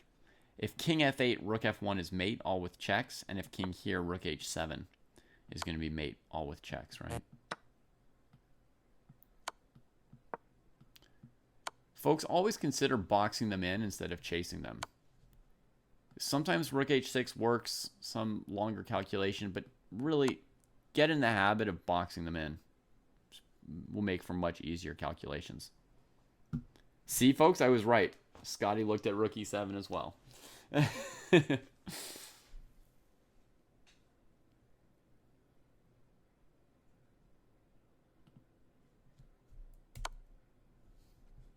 F5 played. What the ever-loving hell? Are you kidding me? Hey, we'll be around another day, Spencer, you know? You can sleeping is the absolute most important thing. Matt has scored less well this tournament because he didn't sleep this tournament, okay? So you go get your sleep. We'll always be around. There's always fun waiting on another day in the future. You know, you don't have to get it all today. Holy cannoli. Matt says his opponent offered him a draw. He's very confused. He was complacent. Terrible.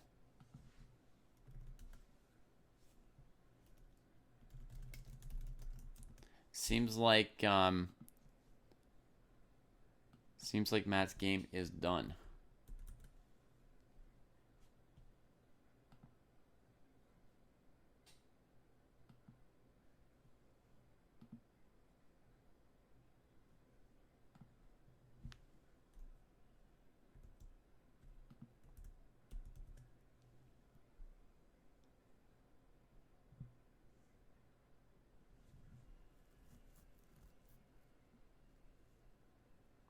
I have to start thinking about 1600s differently. Well, here's the thing, my Berserker. It's almost insane. This 1600 found the move f5 and offered a draw. Like, what is that? Like, aha, I found a brilliant combination to checkmate you. Would you like a draw? Oh. Okay. Interesting.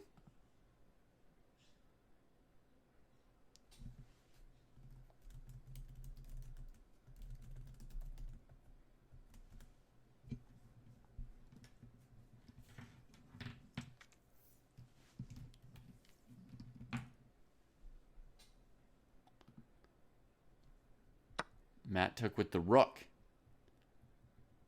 apparently.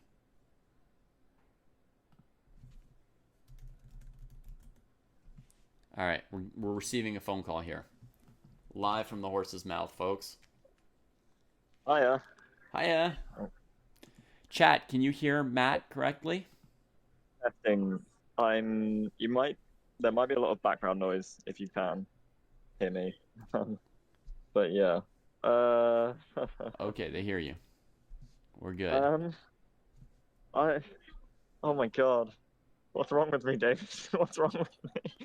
A5 is a horrendous decision, but Yeah. I don't know how far into the game you are. There was a mating tactic.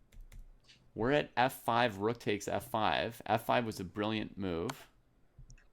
Yeah,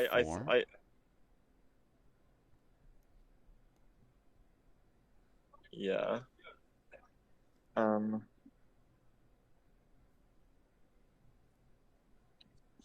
Knight f4. Oh yeah, sorry. Take 6, knight f4. Oh right. So I managed to. I go up. Yeah, I go up a pawn because f5. I spent a lot of time on because it seems so anti-positional. But it was the only way. I think it was the only way to make him make a decision. Oh yeah, sorry. Your f5 move was great. We're at the point in the game where he's playing f5 and knight f4. We're still watching the last couple moves. Oh, f5 check. Yeah. Yeah. And then knight f4, and I've got it. Yeah, it's losing. It's just losing. Like yeah. I don't see what. He offered me a draw last night, and I took it with it. Oh, is knight f4 the last move of the game? Yeah. He offered me a draw. He said like checkmate. I mean draw. Right. That's yeah. Amazing. I mean, it was a bit of a mess of a game. Like I have no, like, not a clue. All right, folks. This is the final. This is the final position you see before you. There are no more moves coming. And in this position, the game ended in a draw. I can't believe I walked in, but yeah, I'm just about to post-mortem as well with my opponent. But Okay. yeah, I'll be interested. I mean, up until F5, I think I was, or maybe I can put you on speaker, but you might hear a lot. Yeah. And I'll speak up. Hello.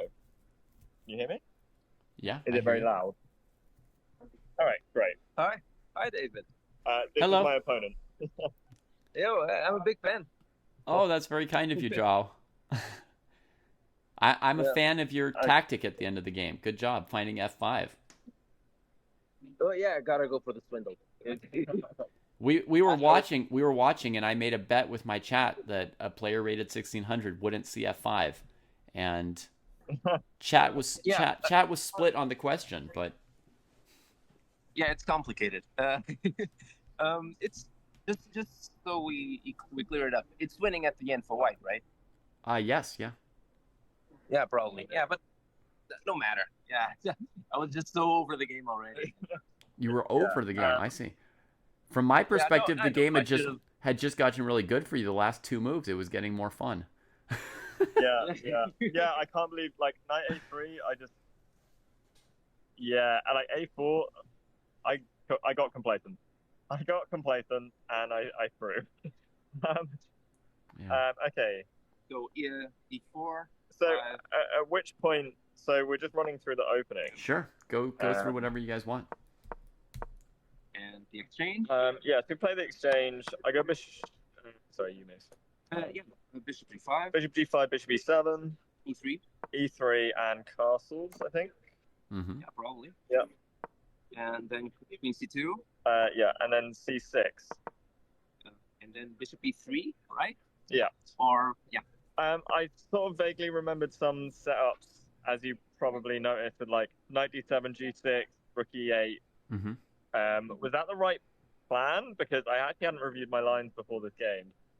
And I obviously haven't played this before, so I really wasn't sure. Right. So I don't know this opening super well either. Like, Right. So, like, to the sense that I don't know the right answer, but I know how to, but I have some idea how to think about it. So here's how I think about it. Normally at this point, you want to try to trade a piece, right? As black? Yeah. So, you Knight went... H5 is an option here. Exactly. Yeah, that's the first move that I would think of for you, Matt, is knight H5, trying to just trade that piece. Yeah, but like H6 first, and then knight H5. You can also play H6 first if you want, or you can play it without H6. Either way. I feel like I thought. I didn't know this knight H5 idea. That makes so much sense. There's another, like the release maneuver, I think we call it. Yeah, we have a different name for it in Portuguese, but essentially, we play it like you do. So 98, and then Yeah, right, exactly. So it's been a lot, and then you can play 95, 94, and then I can't take here essentially because with the knight already here. Yeah. Because if I take here, you take back with the queen. Right. Yeah. And I can't take the knight unless it's with the bishop. Then I have to play knight D2. And... I was looking at some of this. Okay, well knight H5 is an option. Yeah. Okay. So here are the patterns, Matt. White is playing moves like Queen C2 and Bishop D3 early to stop you from playing Bishop C8, right? Yeah. So when they do that, you need to find the right maneuver with your knight on F6 to trade the bishop on G5 off. You need to relieve your position with a trade.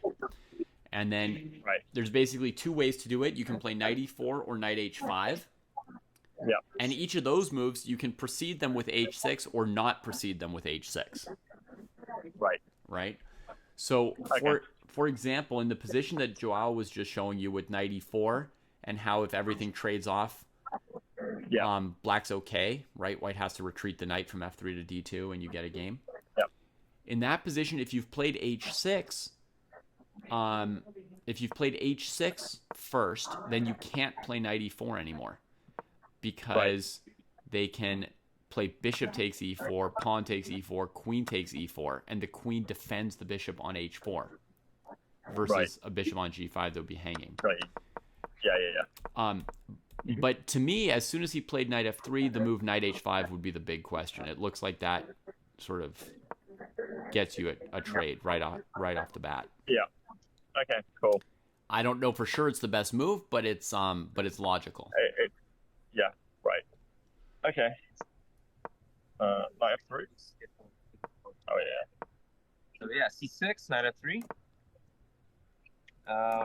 Knight b7, bd3.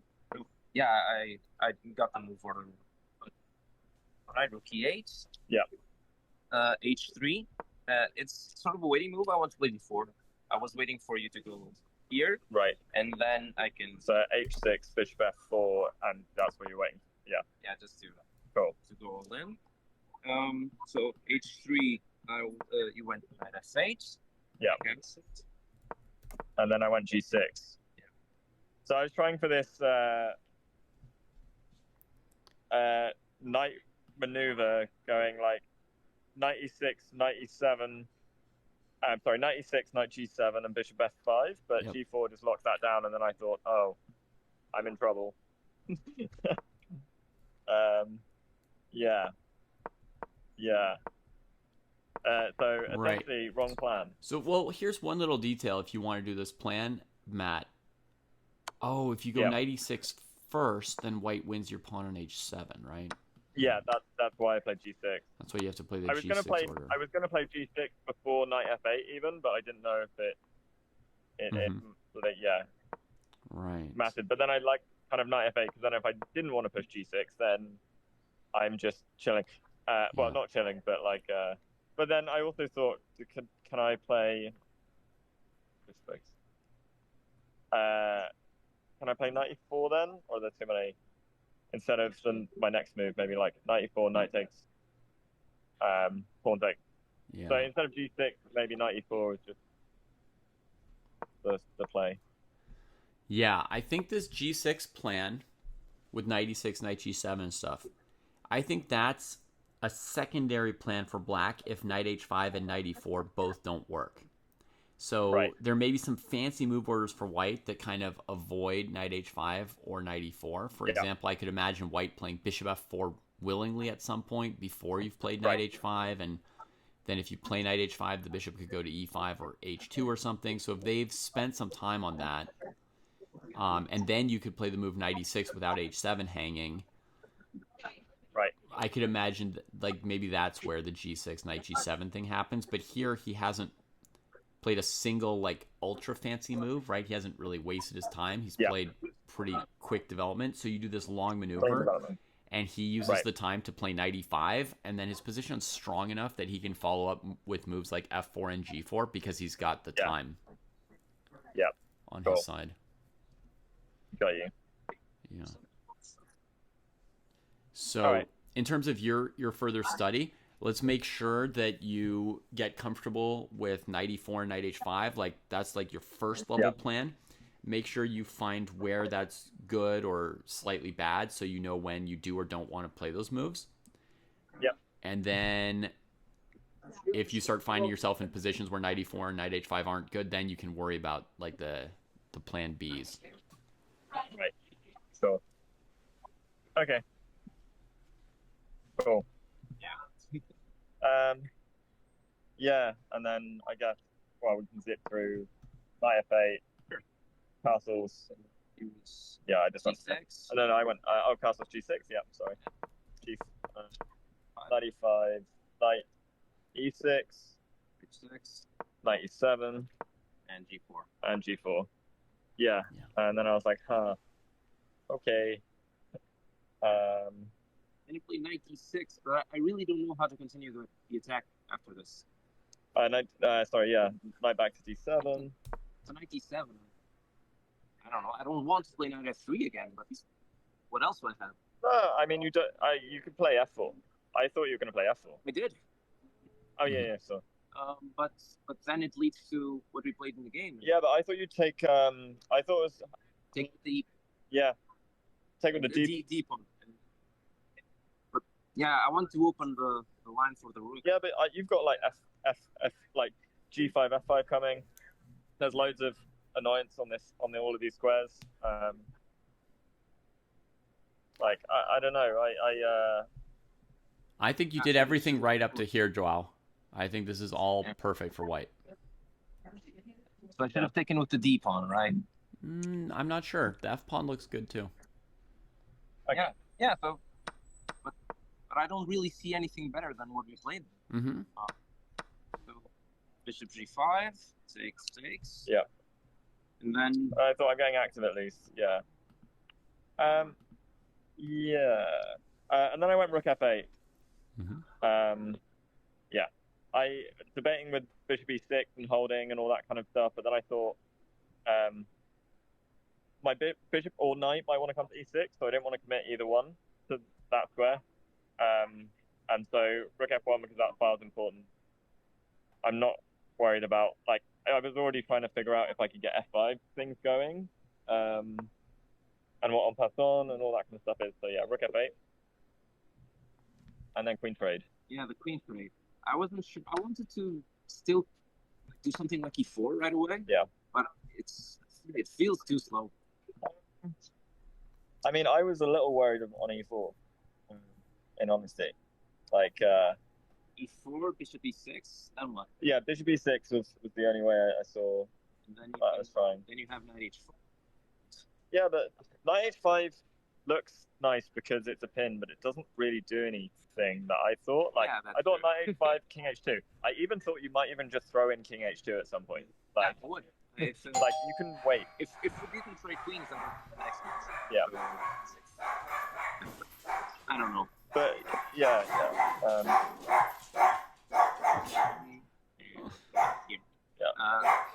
So queen f4, and then yeah, I was still thinking about f5 on this, but then I thought of maybe like knight e6, f5. Here. And I was back. I think this is fine for white, but then yeah, f5 isn't so good. This is why I didn't like yeah, I think taking with the rook might have been nicer because I don't think my f5 solution works because I've also committed the knight to a different square. But then I was going to go knight g5, but it's not in the right space. Like I thought everything was a bit. Yeah, I find it really hard to come up with a plan where you still got the f file open. Yeah, your targets aren't like there's. I don't have even any. if you have h5, like you can just move. So yeah, not as easy. So it's like that's when I thought, well, after pawn takes, I do have f5. So that thing I was calculating, spent so much time calculating like rook takes, and then trying to figure out what I was going to do, and pawn takes. I stopped calculating pawn takes on your go when you were thinking about it. Because I thought you were just going to play rook takes, but I thought that was a stronger move. Yeah. But like that, yeah. I was split between them. I thought pawn takes would end up with a more ambitious endgame. But clearly not. I know you're attacking. Like, I think you closed. Okay, you fixed your structure, but your structure's strong, and you're the only one that's like putting pressure. Yeah.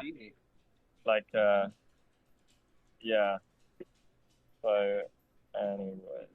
So pawn takes and then f5, which seems against everything in my position to put all of my pawns on this color complex. But I thought the only thing that worked because obviously, okay, I ended up picking up the pawn because you move order wrong.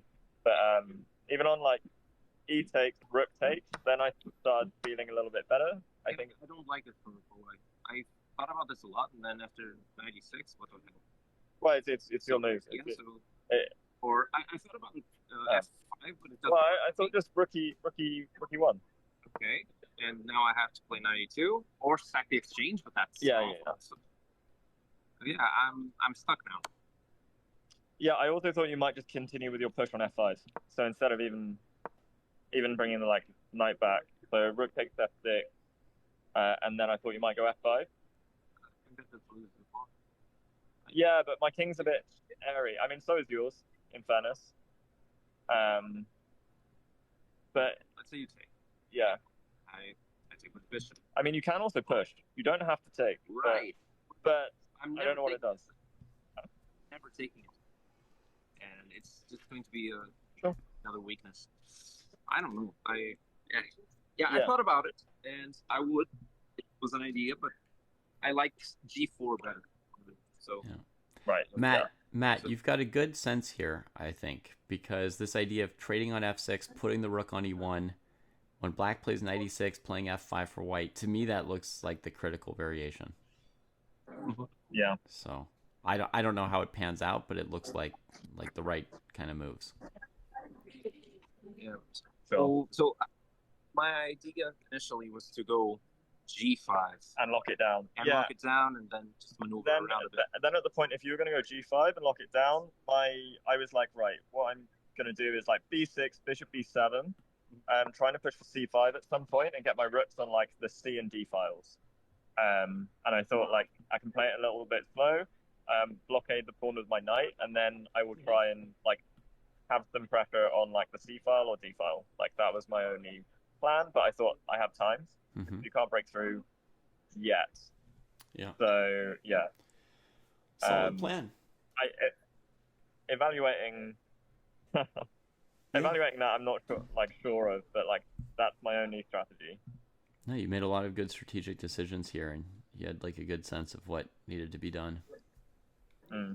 Yeah, but because I'm in trouble, that's my problem. I can only do this when I'm in trouble. Okay, yeah. Yeah, so what happened here is this is my issue in a lot of games. Yeah, so psychology. Yeah. And I move ordered wrong. I wanted to play G5 first, but I grabbed the knight and just get in my head a lot. So yeah.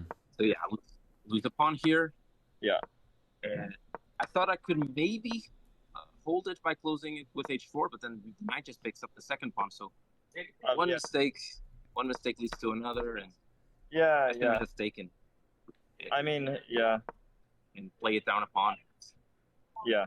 Correct. Yeah, correct. Yeah, then well, I managed to give it. Yeah, so I played H4. H4, yeah. And that's just knight F5. H2. I definitely just take the pawn straight away because your king can like walk in the future, but I thought H5 and I'll take the pawn at my leisure. In a rush. Yeah. We did. Oh, sorry, we traded. Yeah, first. Yeah. And after that, it's just playing for the swindle. I got to be aware of the. I knew A5 was bad. Why did I play it? Again, complacency kills. Do not be complacent. Rook B2, right? Or B4 first. Yeah. B4 first, then.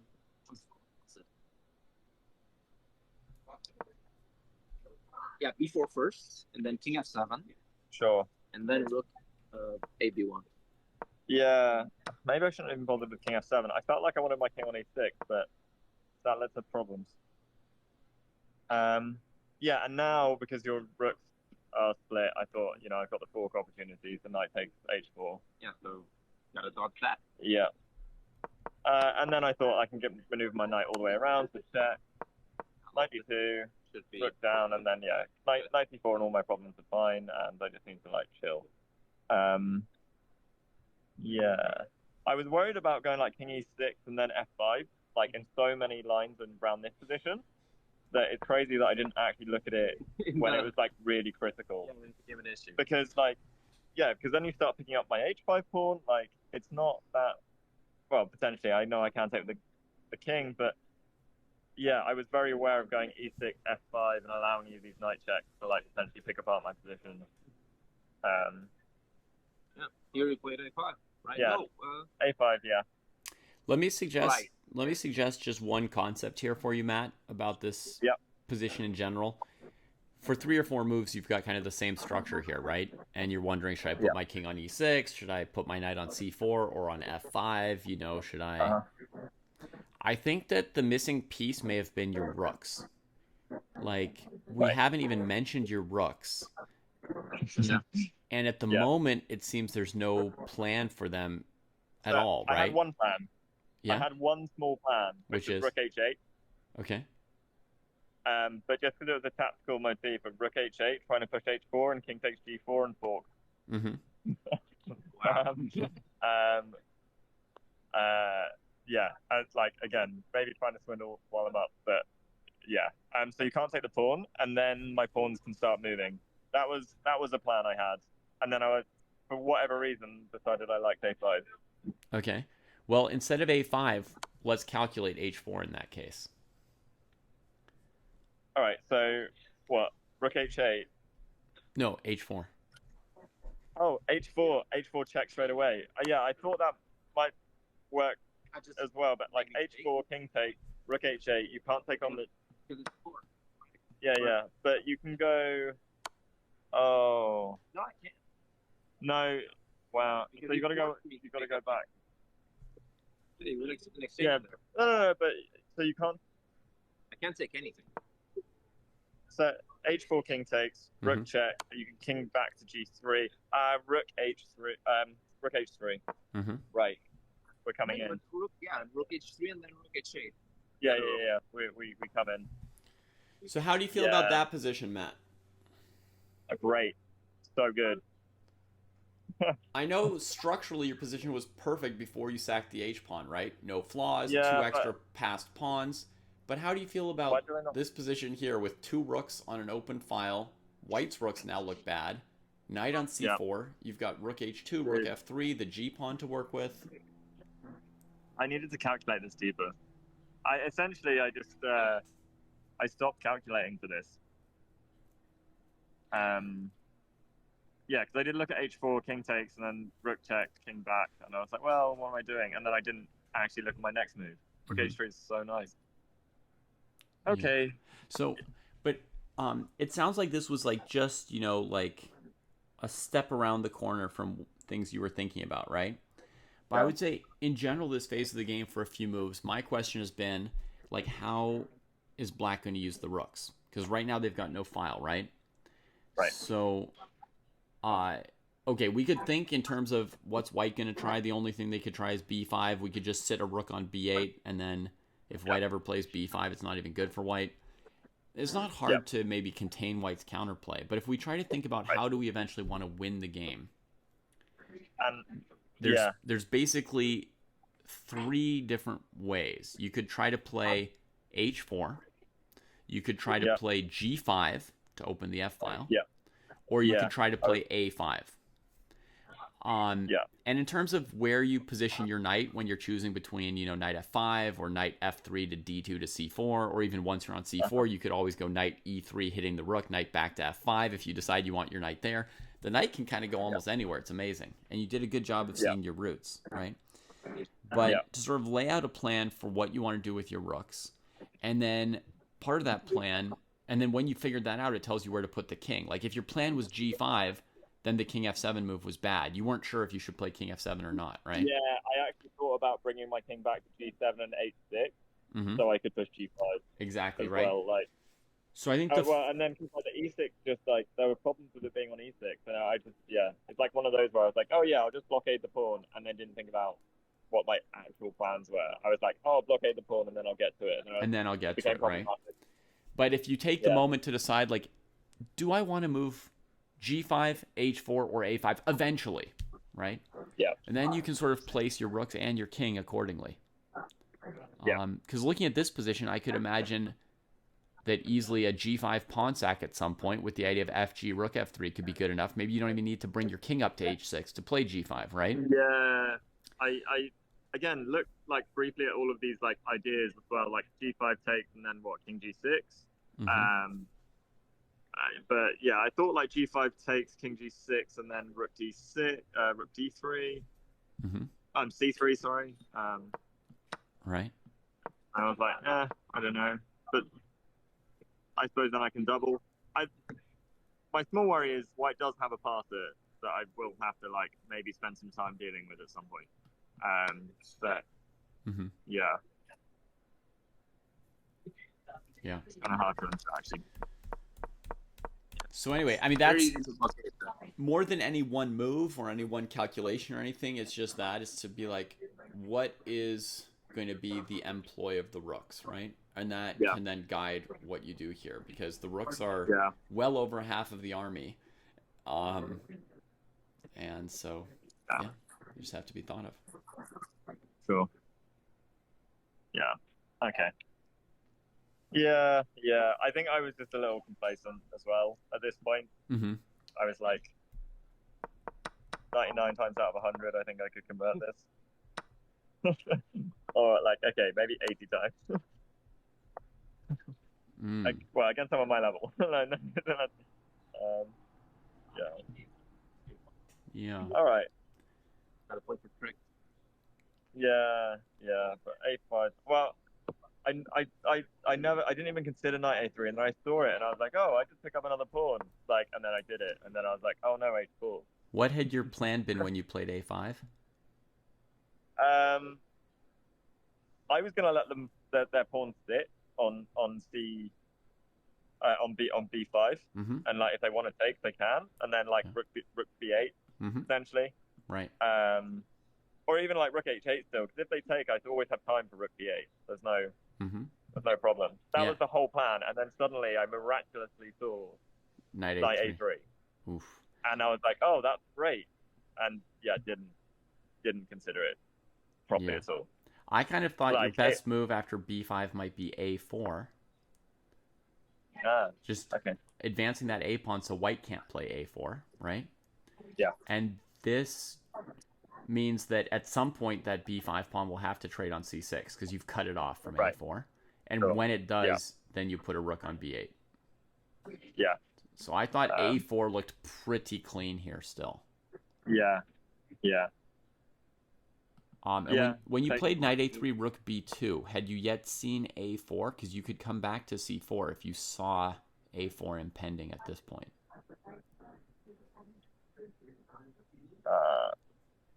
You're not committed to knight B5 until you play it. No, I hadn't. I was like, I'm picking up a pawn, and I had literally stopped any form of calculation. Okay, only once you type. Knight A3.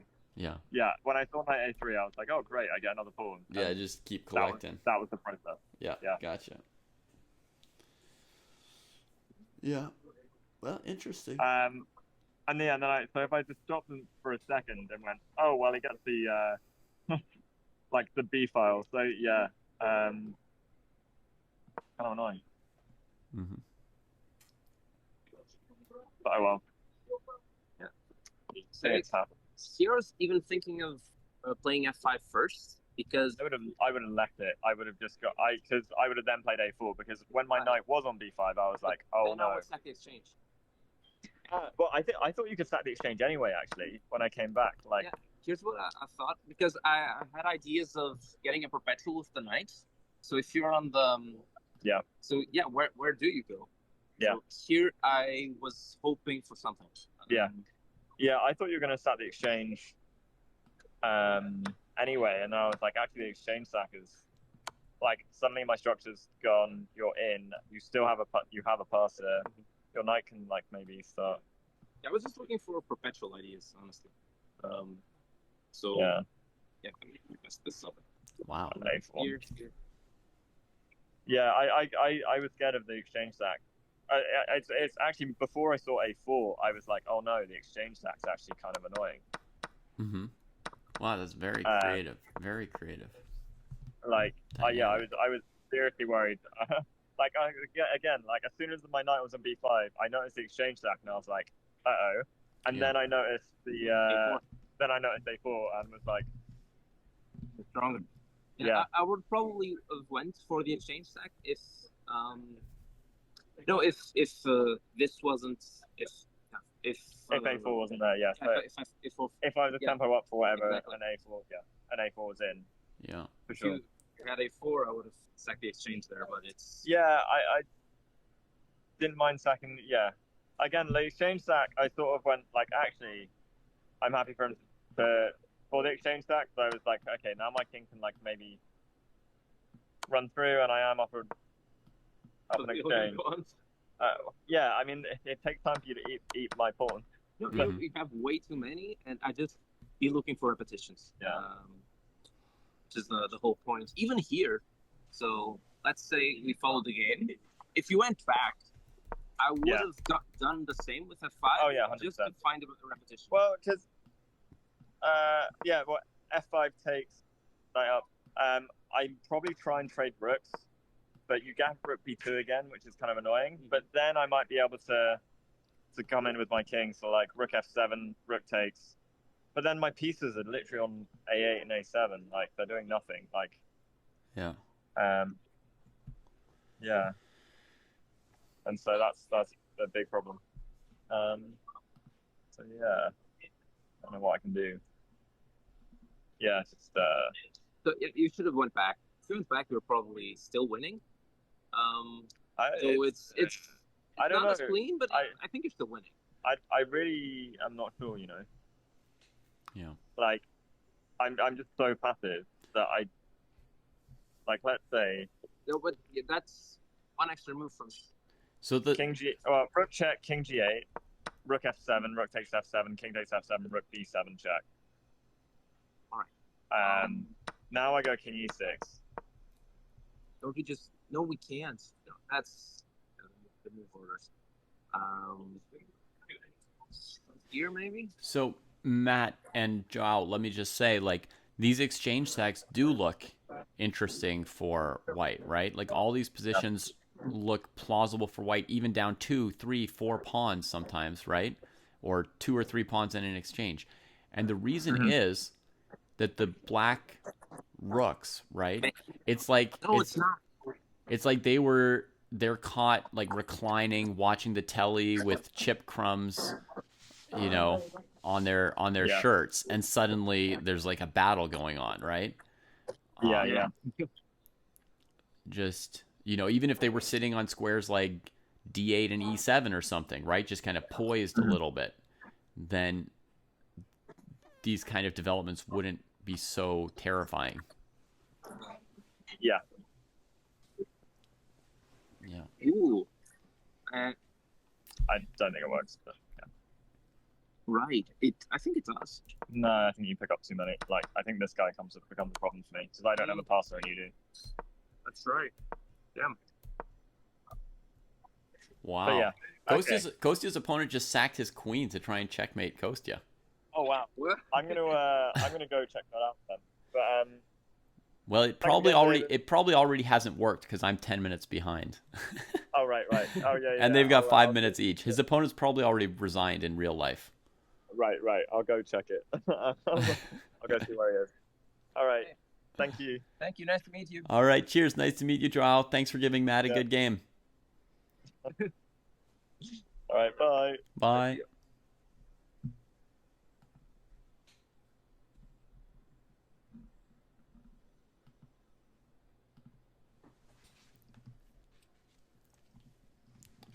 All right, folks. So I think you're able to follow the post-mortem, right? The audio was working for Matt and Joao. So that was pretty cool. Hopefully for some of you to see what exactly what a post-mortem looks like at a tournament. It's really fun. It's great to have that kind of exchange with your opponents afterwards. That's how I've made a lot of my best friends in my life. Is, play a game with them, chat with them after, and enjoy chatting with them.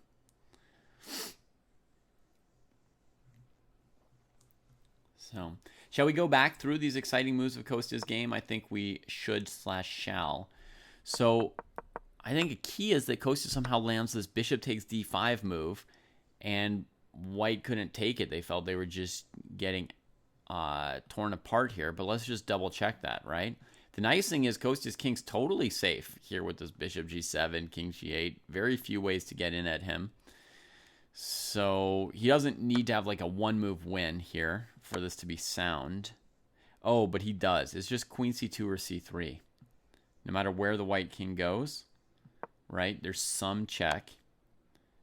And then we just collect this. And basically he's up 2, 3, 4, 3 pawns. So very, very easy endgame for black.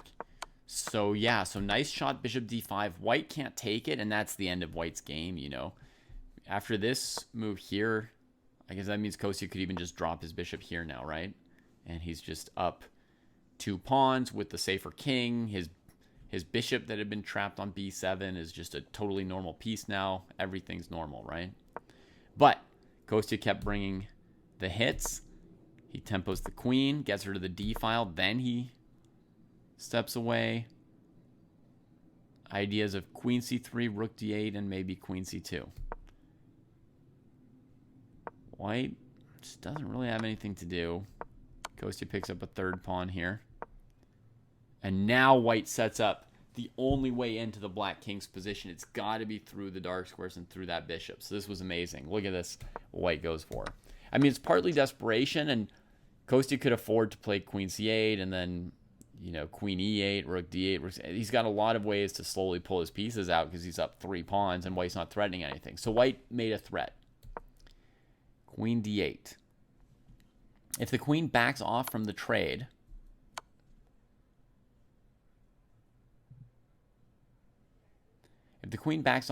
he's going to play queen g5. That's why white has to continue with something decisive here, right? And if they trade queens, the endgame's lost.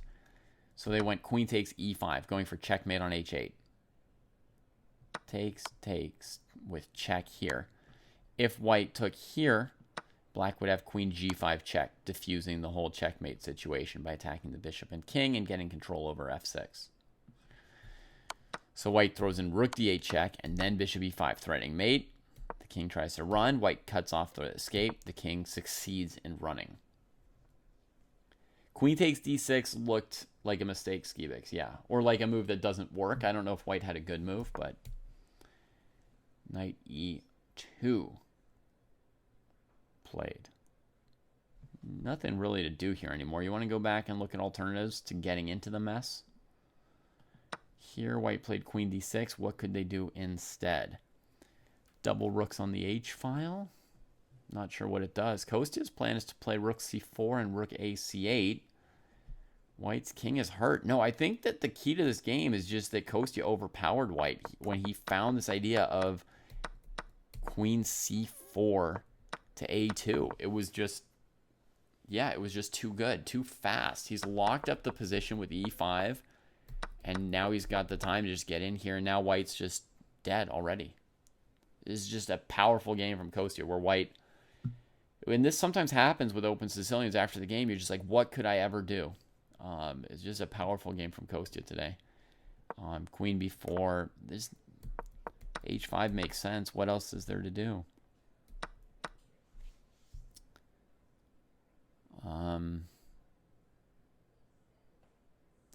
Sometimes you could land some kind of rook f7 tactic. Probably Skibix. When Kostya played e5, it's not even right to play knight e2, although I was thinking of knight e2. But, you know, here, these pawns are threatened. I don't think that king b1, queen e4 looks like that's suddenly going to be better for white or anything like that, you know. Yeah, Kostya basically just took that pawn from him. Maybe the knight could have gone to b3 instead of e2. Then there's not the a pawn hanging, right? So here, I mean, this isn't glorious for white, but it's a playable move. Oh, there's knight a5 here. Nope, queen a2. Queen a2. Queen b4. Is this enough better to matter? Like if white has, like if black has to do this, then white's in the game probably, right? Maybe knight b3. Maybe knight b3 is playable.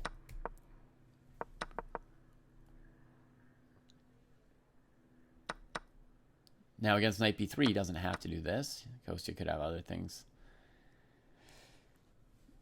in mind, but maybe knight e2 is a mistake. And I don't know if d6 or knight b3 is better, but I suspect knight e2, that's got to be not as good as one of those other options. And then here, I don't know what white's supposed to do. Obviously, queen d6 didn't work, but I don't think anything would have. Okay, live position, knight e2, rook c8. He says now you can't even have the rook. Knight d4, bishop c4. Avoiding all trades is Kostya with the extra material.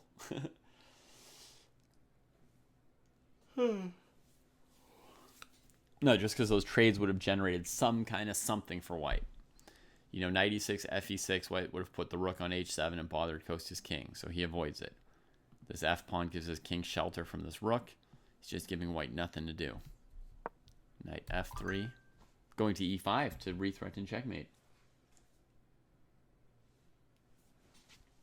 One sec, be right back.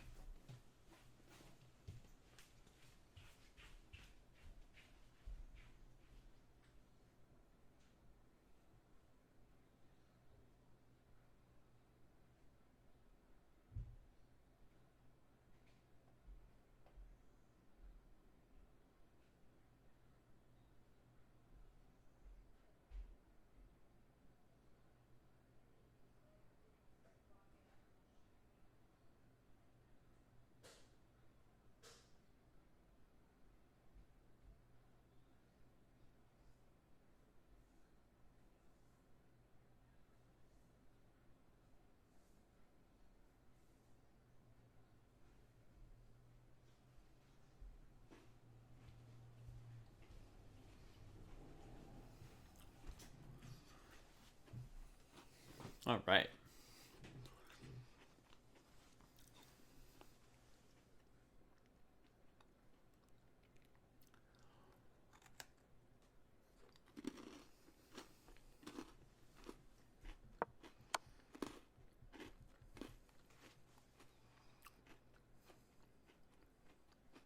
All right, they make move 40.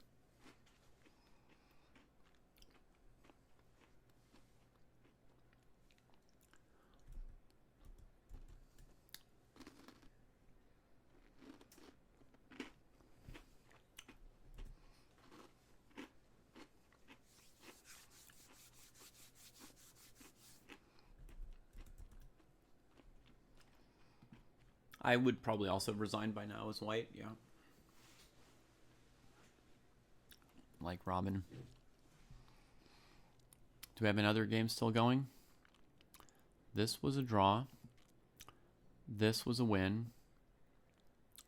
And here we had a draw. In the queen and rook versus queen and rook position. So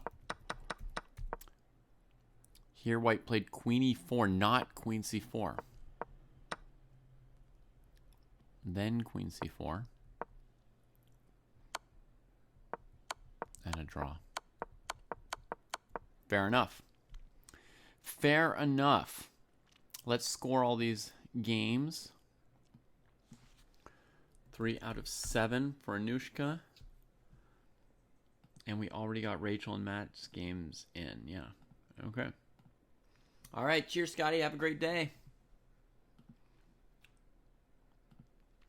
So it's just Kostya to play.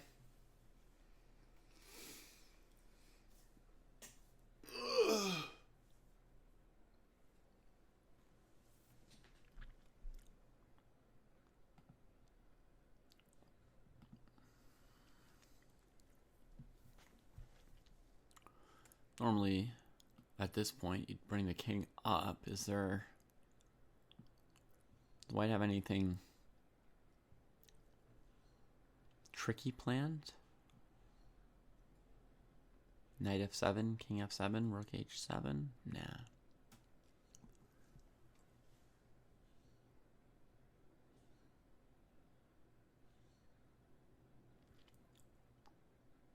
Kostya thought a long time on this move. Or white resigned.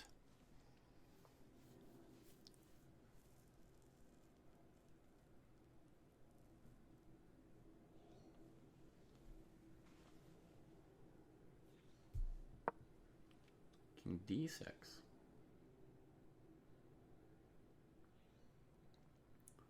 If there was some kind of trap or something, I did not see it.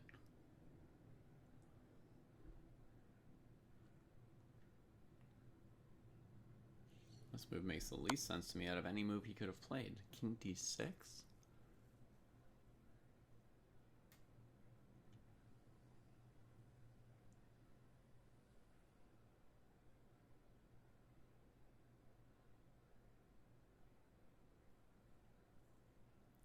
I guess he's going to c5, but I don't know why. Huh. I don't understand what's going on. Does Kostya look like he's working hard in the video? A bit. That's weird.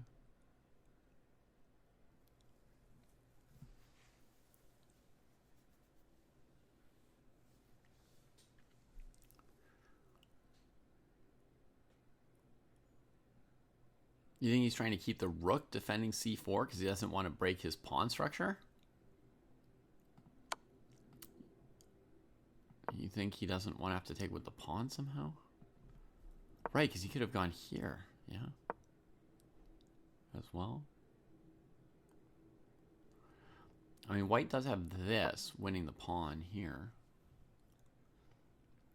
Doesn't prevent black from winning the game.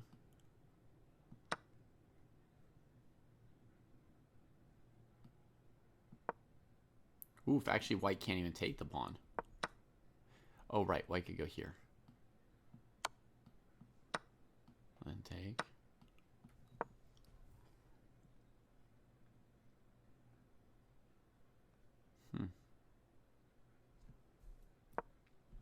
Also, no, then the bishop can check and the rook can get away. Yeah. Yeah, you're pretty late, Yolio. It's almost done. The round's almost done. King up to c5. Wow.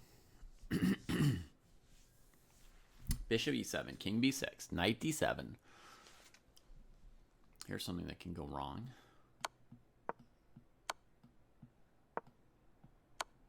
Right, that would be bad. But I'm guessing here, maybe come back to c7 if the knight's there, and then it can come here and then drop back again. And tuck the king on b7. Why is it so hard to get these to end this game?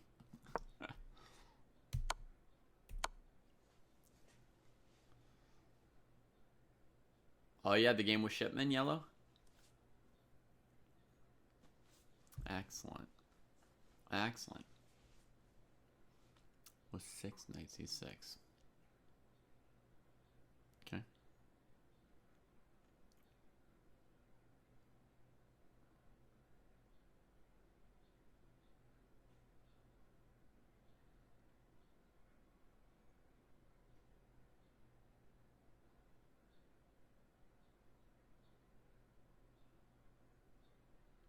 Mm-hmm. Makes sense.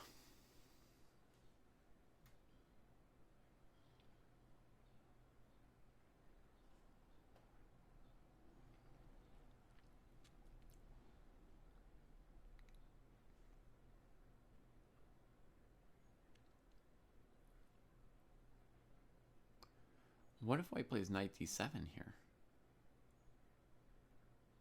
Then what's black gonna do?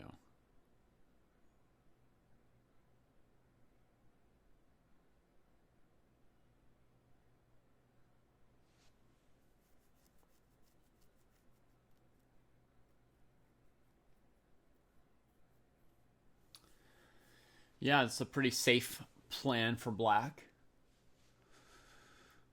White, leaving white a lot to prove.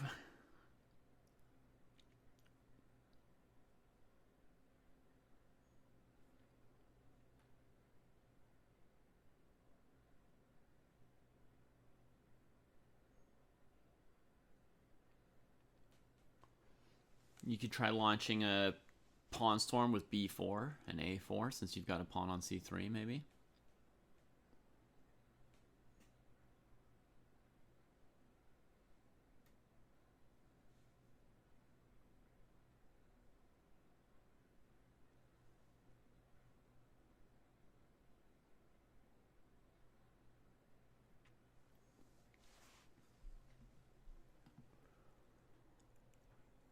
Now Kostya is getting a quick break after making time control. Probably eating a healthy nut bar in a corner or something while watching his opponent.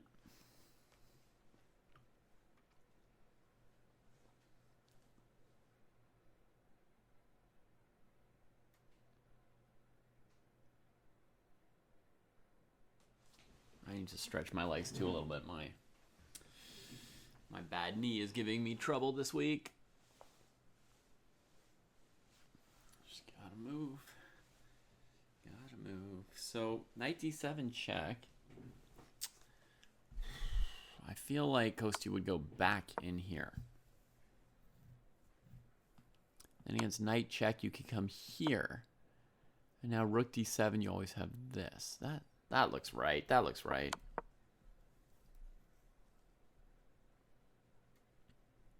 Queen is often very good on e3 in this opening yellow, yeah. Of course, there are very few games in the databases, yeah. Nobody plays this line, pretty much.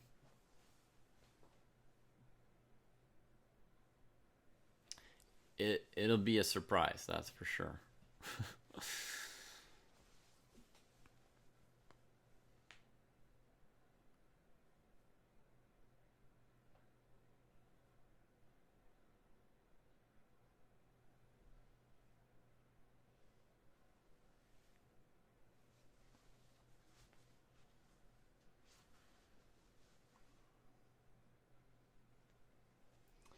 You know, I don't actually remember how I first played the King's Gambit. I think it was very, very early on after I'd finally come into contact with other chess players. You know, I didn't play it on my own when I was just playing with my brother at home. But shortly after I made contact with the chess world and saw a chess club and chess tournament and stuff, shortly after that, I must have been shown some games from the 1800s by my chess coach, and started trying to get those kind of rollicking King's Gambit games for myself. But oddly, I don't even remember like the first time I saw the King's Gambit, so I don't.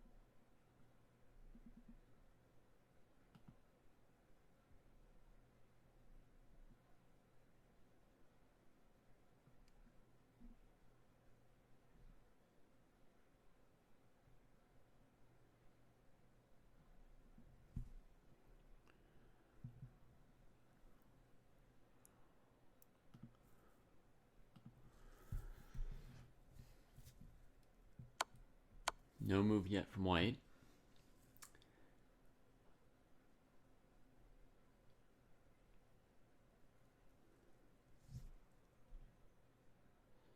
Knight check. Yeah, I can't go to b6. So let's say king c6, and then let's play your move here. Bishop e5. Nice. Idea of putting the rook on d6 still looks dangerous. Agreed. Agreed. So I'd try to fight like this. Would be my first guess. Let's see what happens. Check comes in. King comes here. Two choices, knight c5 and rook b6. Not this. Knight c5. Check. King over here, mate. Right? King over here, mate. Ay, that leaves stepping into discovered check. And this as well.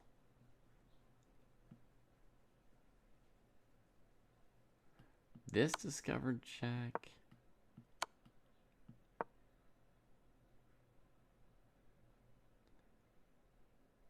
Doesn't quite do anything for white, though it's scary and close. Oh, maybe take here. Just leave the knight on the light squares. I was thinking of knight a6, but you leave the knight on the light squares, right? Do this again.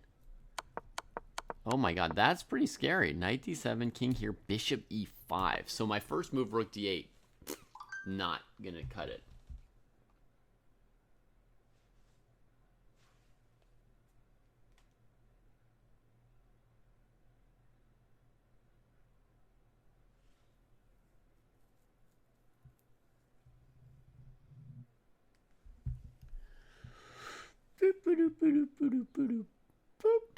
Looks like we can't really stop rook d6.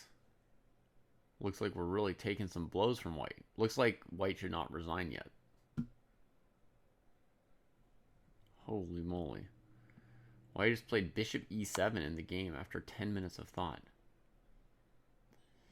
Hey, Giao. Let's see. We got a win and 2 draws so far. Kostya's the last one playing. And it seemed like he should be easily winning this endgame. Rook and 2 pawns against knight. And now, these opposite colored pieces attacking our king, we just not seeing anything. Just not seeing anything. Checked his king back.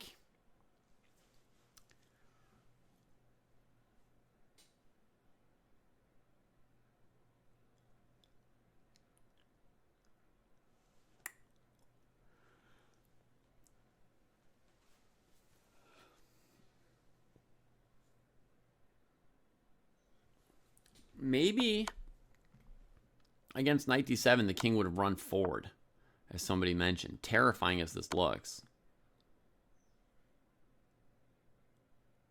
But, you know, it always lets white also win back the exchange. And then you're playing opposite colored bishops. So, you know, you might get drawn that way as well.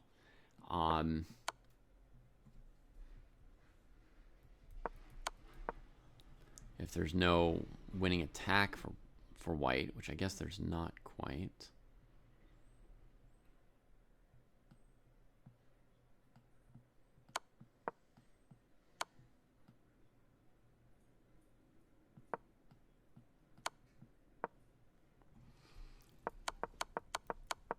But as soon as you go king b4, there is the question. I probably throw one check, right? And then there's this question.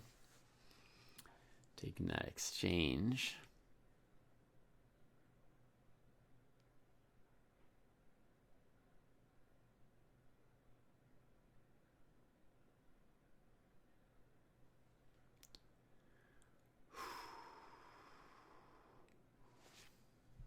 I know, it's tough.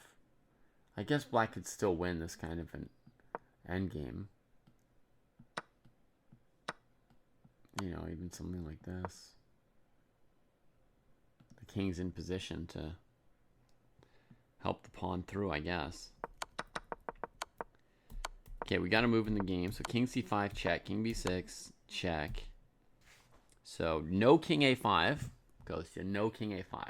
Not a move. So he's got king b7 or c7.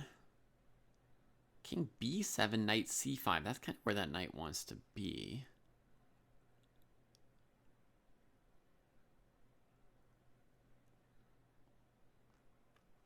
Likewise, king c7, white might play knight c5.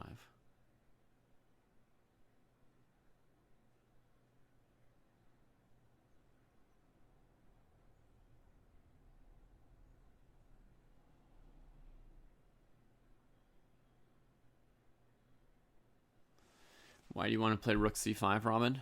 Am I blundering something, or are you just trying to simplify?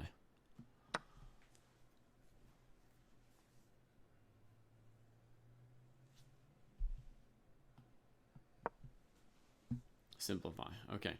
The danger with simplifying, Robin, is we've got opposite colored bishops. So not every simplification is going to be a full win for black. Or maybe it's a win, but then you still have to play it well afterwards, maybe.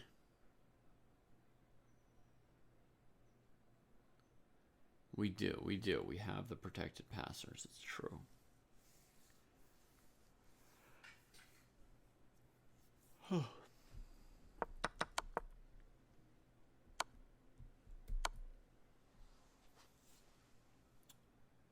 The knight's bothering you, yeah. Easier to be done with it.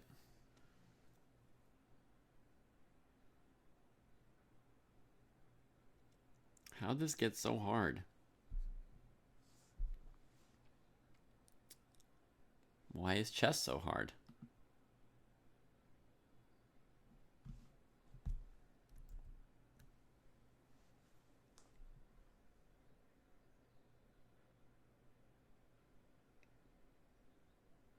Kostya is still working all out, man.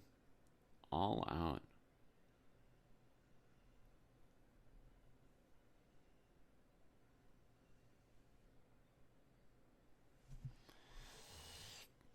Yeah, you can't score many points in this tournament without some endgame skills. You can see that from Kostya's games, right? Like, imagine if Kostya didn't have good endgame skills. You know, what game here could he ever win, right? Tough.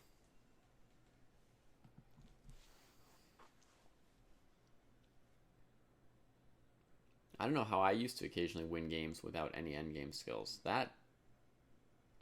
Yeah.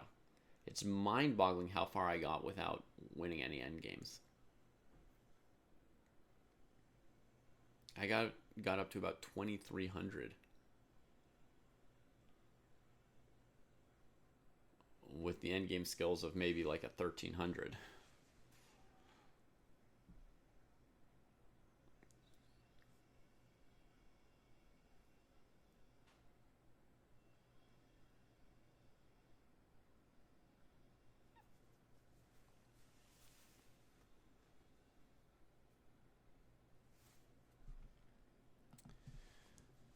Okay, Kostya's made a move.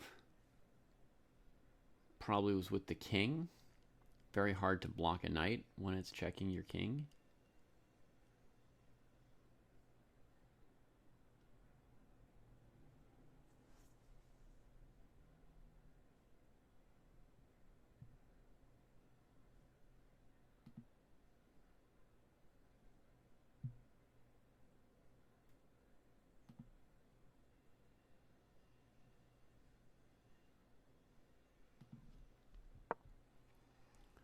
King c7.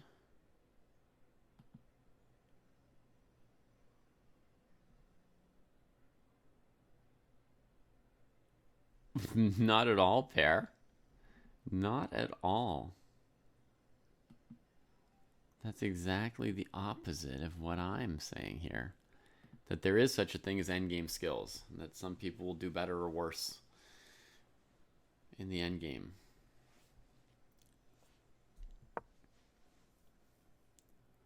Knight c5.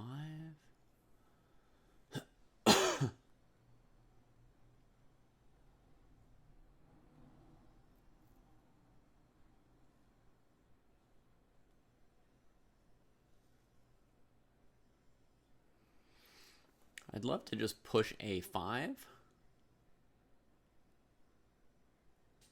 I suppose rook h8 would be another way to play. Just try to get these rooks out of this area. But if you're able to push these pawns as they move, the scope of this rook will increase.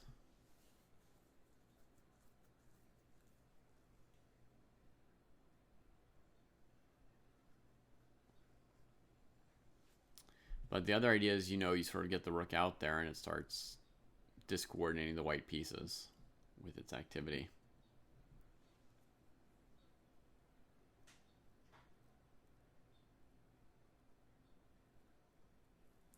If two players below 1,700, Giyao's asking, if two players below 1,700 played a drawn king and rook and two pawns versus king and rook and pawn, would you play on if you were the player with the extra pawn and the other player was in time trouble, even if you know it's drawn?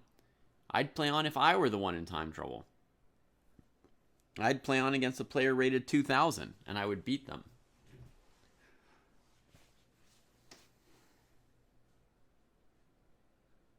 Oh, but I'm not below 1,700.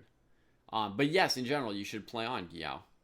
I can tell you this, that endgame is above a 1,700 level, which means there's still going to be mistakes, which means both players should still be playing it to learn from it.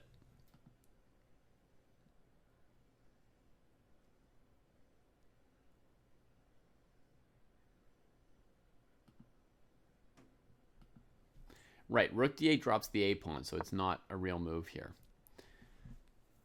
Kostya goes after the bishop, trying to make the bishop and rook trip over this d6 square.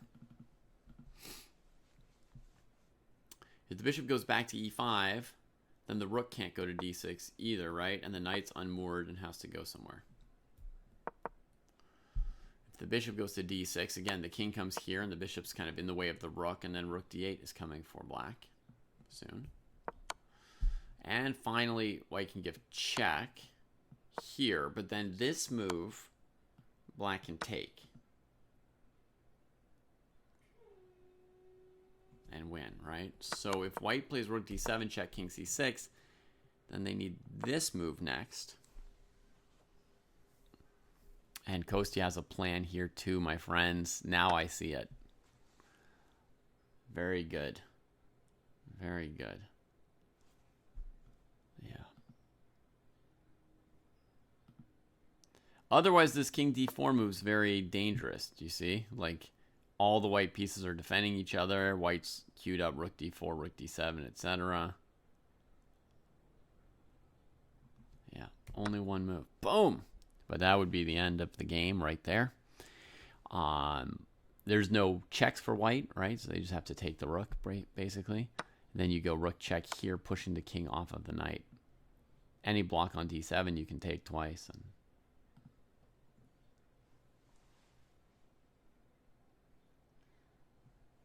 I wouldn't let it eat you up, but the answer is you should have played on. I don't know if you did or didn't, but either way you should have, yeah.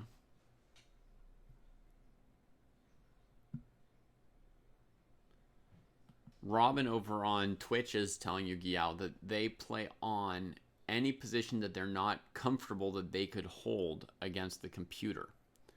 So if you're not sure that you could draw the rook and pawn side against a computer, then you can play the rook and two pawn side and let your opponent show you how they would draw it. You know, you can learn something from your opponent if they know how to draw it.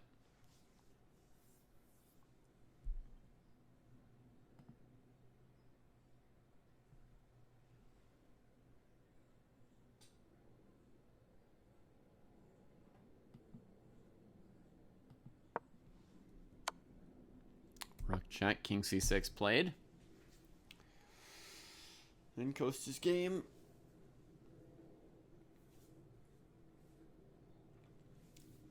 What's there left for white to do now? Maybe bishop d6? You can come here, and on rook c7 you can take.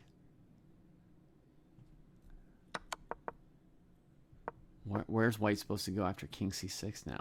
The knight can't move because of the rook. Rook can't move because of the bishop. Black's threatening rook takes bishop already. Yeah, white's gone in too deep, and he's going to lose his pieces in a moment. You offer to draw? Okay. Well, don't let it eat you up. You play out more games in the future. If you want our advice, you also don't have to play it out, right? Depends if you enjoy playing it out as well. Yeah, probably in the end he'll play king d4, hoping Kostya didn't see rook takes e7. But, you know, if Kostya played rook e8, then Kostya saw rook e7.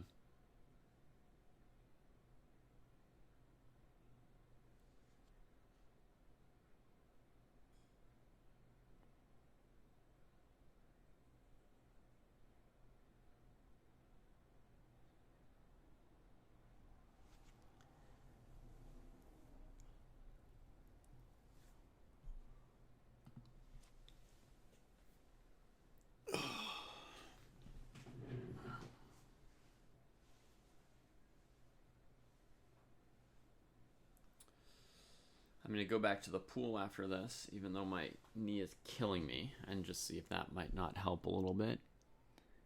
We get king d4. The most fun move.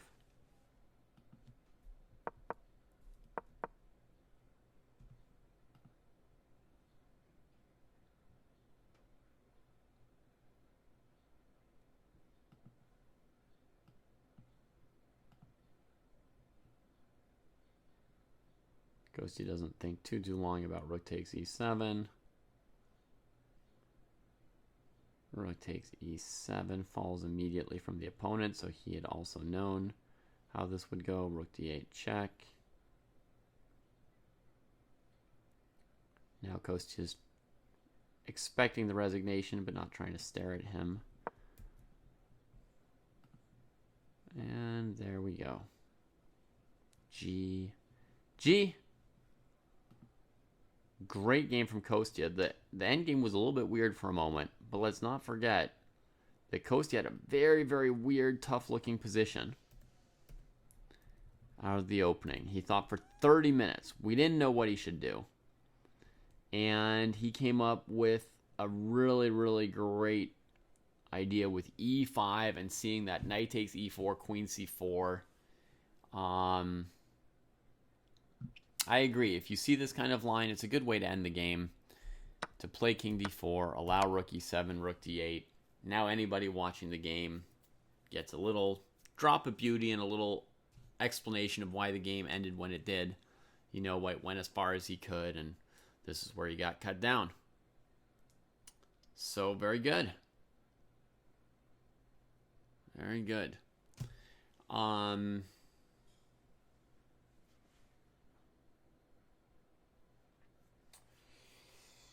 Yeah, I'm going to conclude my broadcast there and go see what I can do about to rehabilitate my... Oh, wait, Kostya's here. Never mind. We'll bring on Kostya for a minute.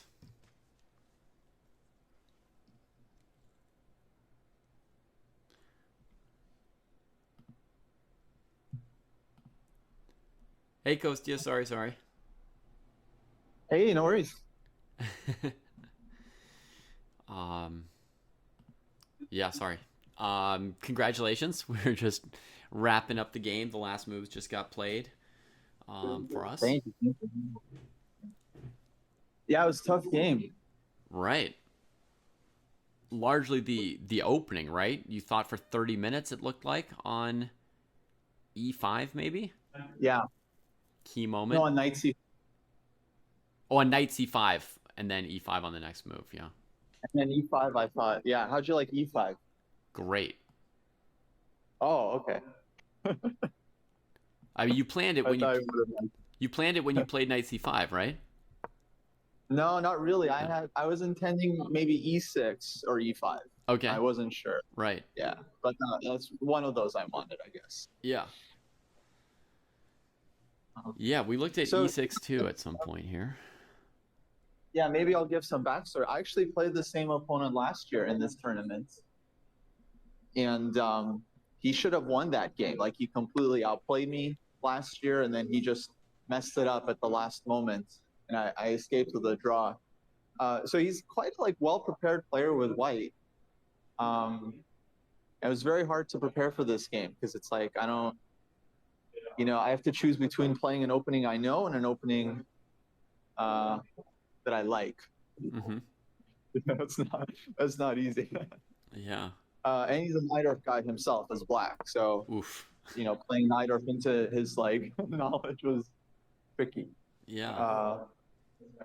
And his bishop d3 line, I didn't prepare. That wasn't one of the lines he's played, so I was just going off of my memory. I knew that the setup with g6 and queen c7 is supposed to be playable, Mm-hmm. and yeah, it was basically all I knew.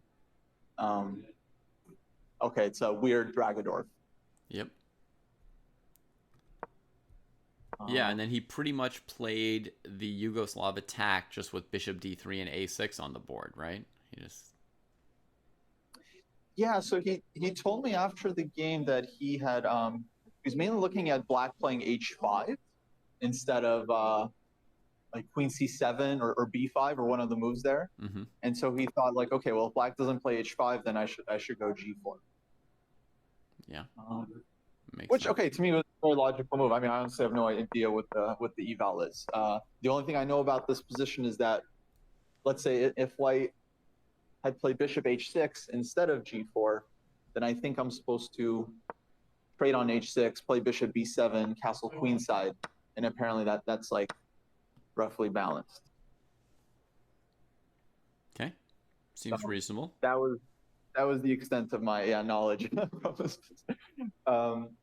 But yeah, so yeah, g4. I mean, I don't know. Do you think I could have improved somewhere? I'm not sure. I don't know the opening, so I was as inclined to a long think as you were. I would have also needed to tank for half an hour.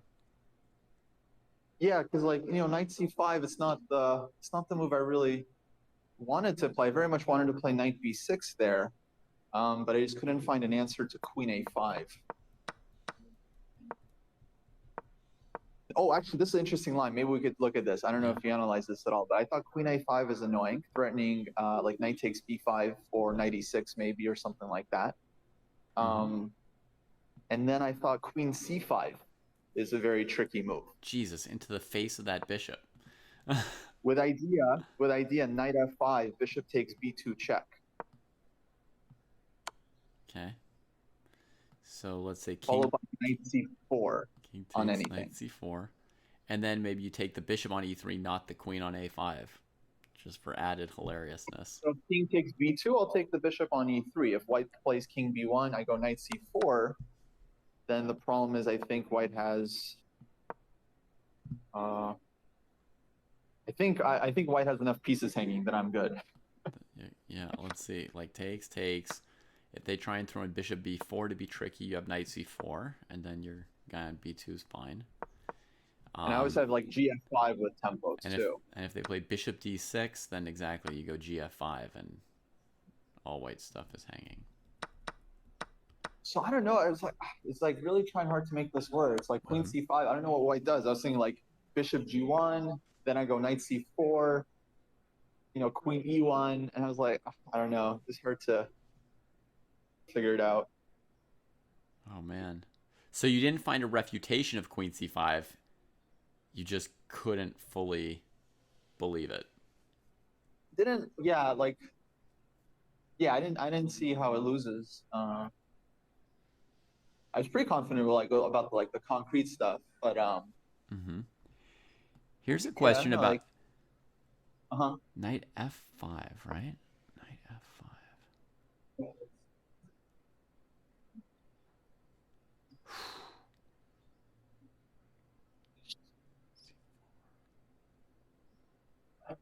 Oh man, yeah. I don't see any refutation to your line. It's terrifying to play. Yeah.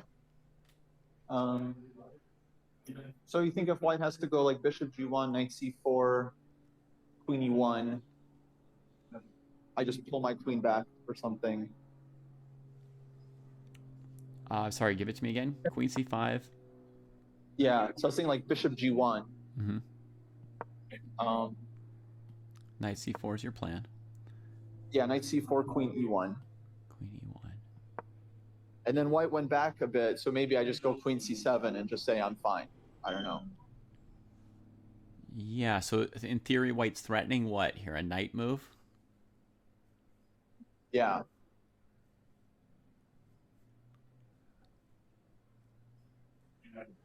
They're not really threatening a knight move, though, or I don't know. Like, let's say I played rook c8.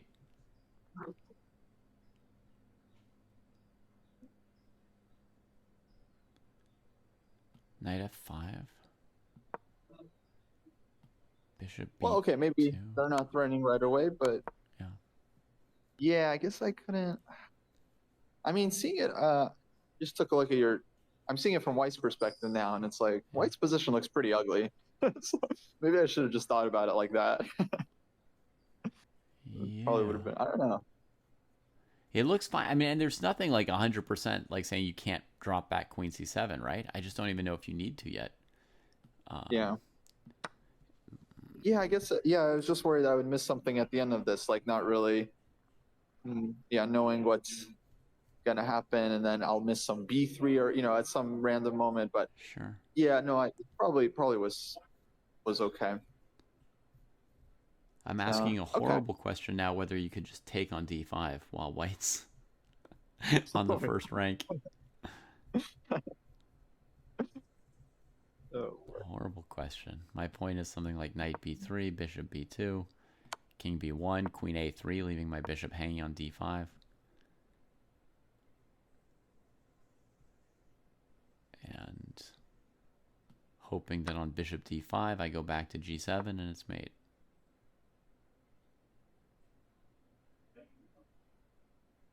Yeah, I have no idea. Yeah. No, if they have to retreat both their pieces, you could surely play queen c7 and argue that you're better. Yeah, because now, I mean, it's going to take forever for white to get the knight to c6, and when they do, I'll just take and play on the diagonal. So how about after queen c5, b3? I mean, there's only one thing you're trying to do really, which is knight c4, so I try to stop it. Yeah, b3 I didn't see. Yeah, for example. So now So that might have been. you maybe have to try pretty knight nice. d5. Mm-hmm. I have to take with my Bishovsky, or play bishop g1 again, but I'm not really into that. So Bishovsky, queen d5.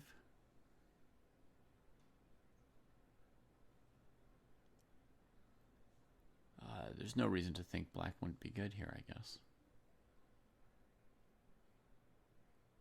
Yeah, I don't really actually see anything there for white. So Yeah. I mean, the queen's almost trapped on d5, but white needs to prove something, right? Because you're just going to play moves like castles and rook c8 and pawn to e5 even. So yeah, I don't see a good way to make a big threat here, and I feel like I need one. So no time for b3 then. Knight b6. Knight b6 looks okay too, Kostya. yeah, maybe I could have gone for it. What happens on b4? Queen a5, queen c5, b4. On b4, I thought queen c3. Mm-hmm. Going after my boys.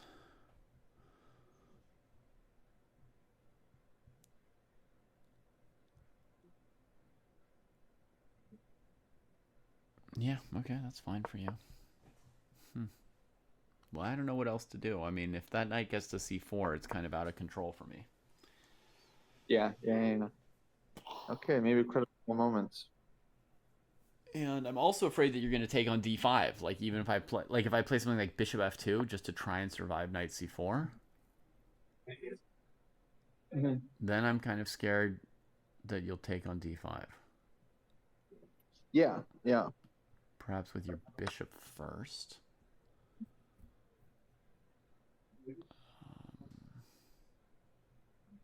Yeah.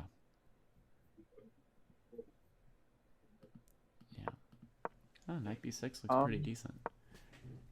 Yeah, I'll have to check that one. But when you find like a computer refutation to knight b6, then you'll be glad that you had your instinct. 100%.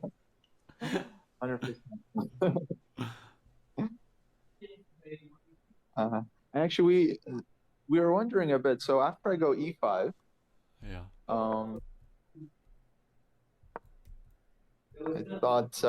I thought maybe white should go knight b3 there. Mm-hmm. Yeah, that's my current suspicion, but I don't know either. And then yeah, I guess what was I gonna do? I was gonna probably take the knight and push a5, like we were discussing this, but I didn't think like I thought black is fine basically, but I didn't feel like I'm much better. Mm-hmm. I just thought it's really complicated still. Yeah, in theory, I should be able to play something like king b1. And then if you play a4, play queen b4. Queen b4? Yeah. Oh. I thought you wanted b4. No, because then you'll just play a3. Like, I can't keep the file closed, so I'm just going to rely on the fact that rook on h8 is not yet in the game. And that the diagonals are closed at the moment, so I'm going to try to not lose. I got this new strategy. I'm going to try to not lose. So who would you take there? Actually, queen b4 looks mildly annoying. I would say white is 2/10 of a pawn better. Oh, okay. So, but you don't need to rush a4. I think if I play king b1, you can castle. Whereas, if I played h5, then I wasn't sure that I had this queen b4 move. Right. Because rook a1 is coming a little bit faster. But h5, might dissuade you from castling. So it was like a hard choice. But I was thinking maybe king b1. If I were you, I would then castle, then I'll play h5, then maybe you play rook fc8 or something. That makes sense. Feels somewhere within the realm of balanced, or I don't know. Okay, so here comes the most important question. How do you think I did in the technical part? So I think in the dynamic part, I played really well. I was very happy with my move castles. I'm sure you were. I was also happy you castled, yeah. I was a fan of a lot of these moves. I thought you recaptured on g6 with the correct pawn. Yes.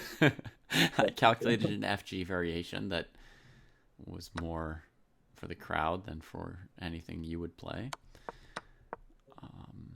And then bishop d5, beautiful, totally sound. And then white's position's a rag, and it's just a matter of the mop being used.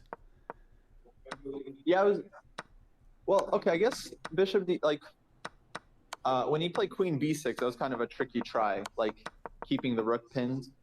But oh, you know what's very tricky, Kostya? Yeah, it is very tricky because in my variations here, it says black could just play bishop e6, whatever. Oh man, yeah, no, that was pretty, because I also have, like, there's also, if I go rook a b8, then rook takes d5 is a cold shower, I think. Ay. Oh, very tricky. I think this, in my defense, Kostya, I think this phase, these moves happened while I was having Matt on, and he was doing a post-mortem with his opponent, and so we were chatting with his opponent.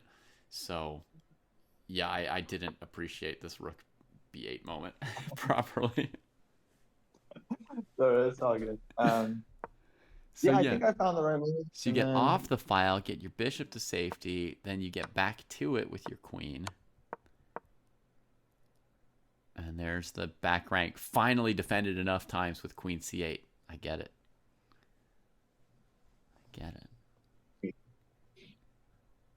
Okay, yeah, this all looks like perfection. So let's go to the queens trading. Bishop f6. And here you want to know if you got this part right? Yeah, because, like, I mean, I basically made the last move on 30 seconds. So, like, it could have, I mean, I don't think I allowed anything, but it didn't, like, yeah, I was wondering if I had just, like, an easier way, instead of what I did. Yeah, I mean, we sort of expected your opponent to resign around here, and then at some point we were like, wait a minute, we've got nightmares on our hands. Yeah. But I didn't necessarily see any better move for you than the moves you played. Rook c8, knight d4. I didn't know why you moved the bishop after knight d4. Was he threatening to take on e6? Oh yeah, and then maybe like rook h7. I remember. No, I did wonder about that. Yeah, bishop c4. I mean, if not bishop c4, I guess I could play king d7, but then I didn't really like rook d1. Rook d1. I mean, it's probably fine, but yeah, king c7, bishop e5, king b7.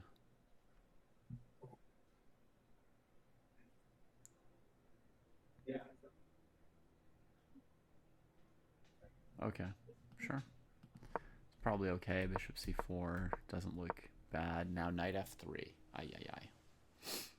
Hot potato. And this is where the king comes running out, and then we're in exactly that position you had.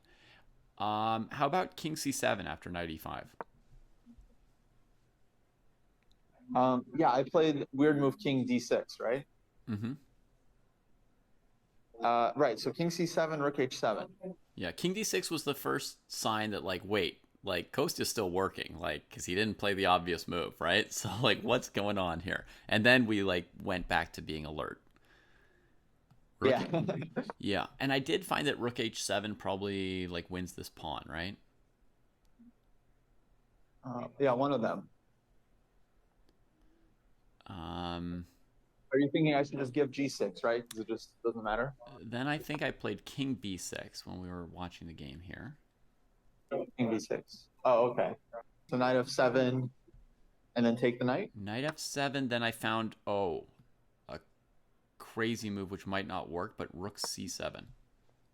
Oh, okay. Yeah, I didn't look at this. After I saw rook c7, I was like, wait a minute, maybe this isn't anything anymore. Like maybe this is dead.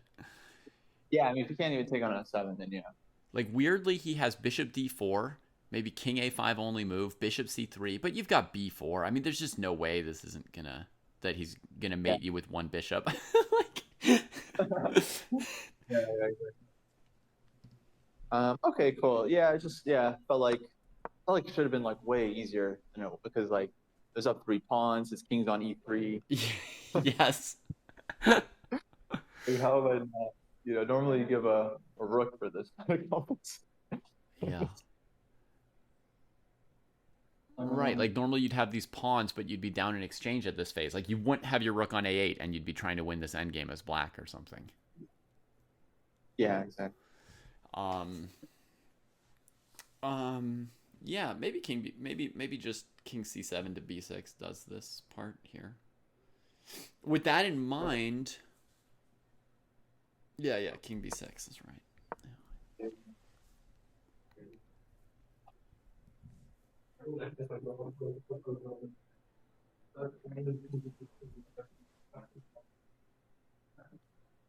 Oh yeah, so after king b6, white could still get a pawn with knight c4 check, right?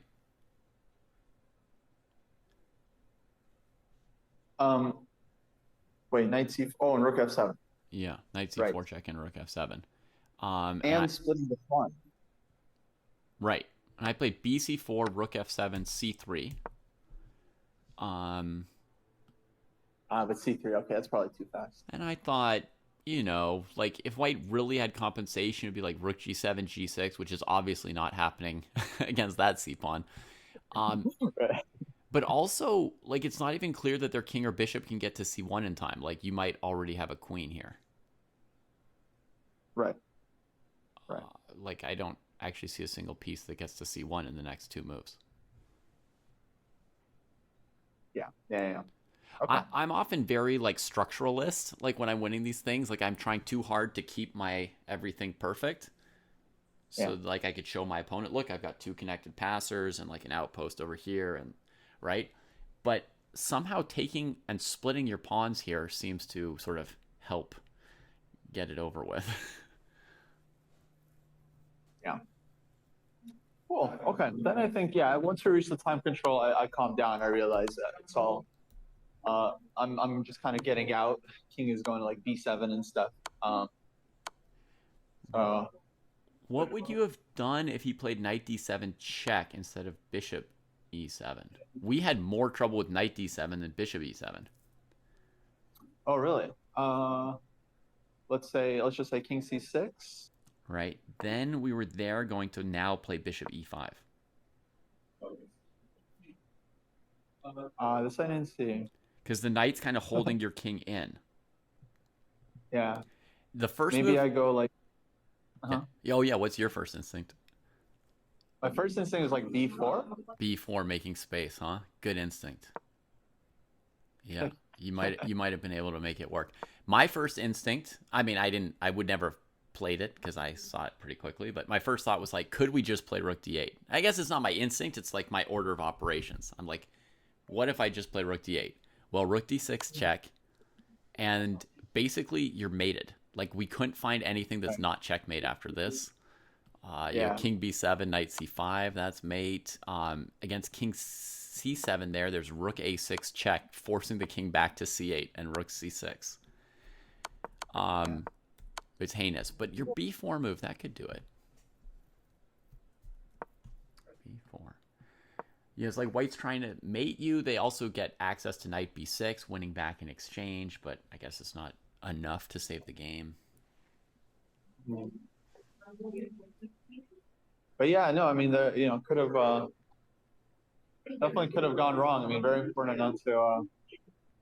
not to relax there. And he did the right thing, of course, just like keeping the bishop and the knight, just like looking for whatever chances. Yeah. Okay, looks like I got to run here soon. Cool. We have morning round tomorrow. Oh, yeah. Good luck with that. Okay. Thanks. Get your sleep, and if you see Matt, tell him to sleep too. Yeah. That's maybe been his Achilles heel. One of his Achilles heels this tournament. Having too much fun. Of this tournament. Yeah. All right. Thank you, David. We will. Absolutely. Take care. All right. Bye, everyone. See y'all.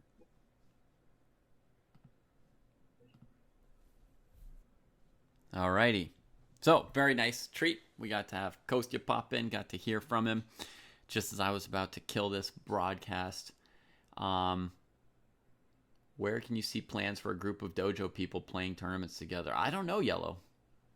I don't know how some people figure out they are or are not playing the same tournaments together and that sort of thing. But,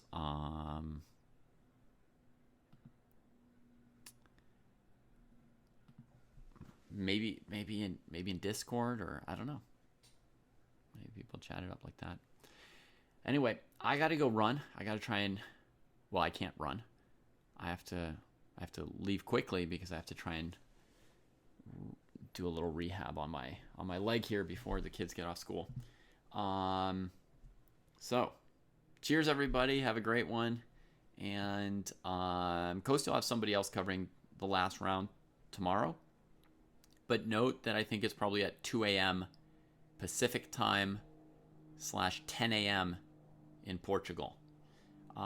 Yellow Matthew says there's a Discord channel for tourneys. So there's a Discord channel where maybe people talk about OTB tourneys. And yeah, take care, everybody. I'll be on tonight for Friday Night Fights, by the way. So that's in like 7-8 hours. Well, let's make the fights real quick here. We'll go here. Play. Another friend request. Yay, another friend. Let's make this tournament real quick. Tournaments. Create. Club Arena. So the Friday Night Fights, for anybody who doesn't know that's every Friday night. It's in 2 sections, over and under 1600.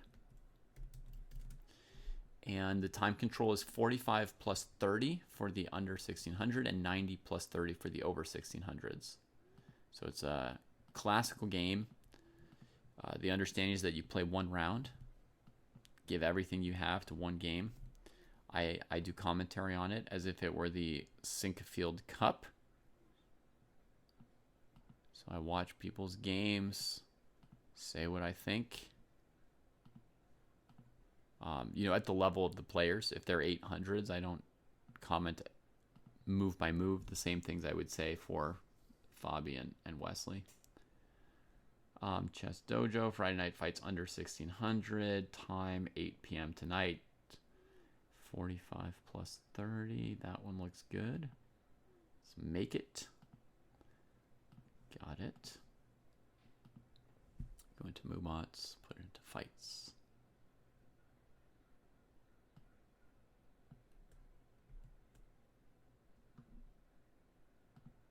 Save that.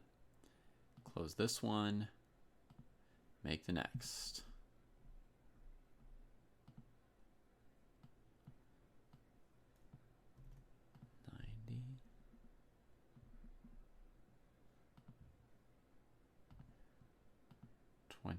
Of the clock.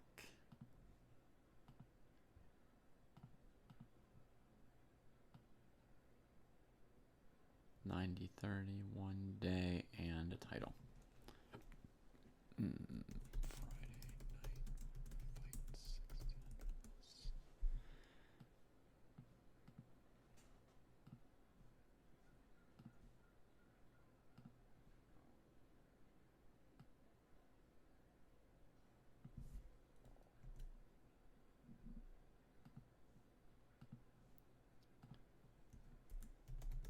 Fight.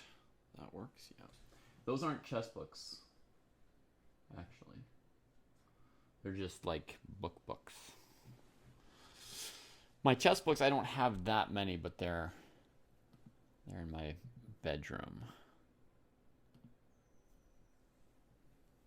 All right. Cheers, everybody.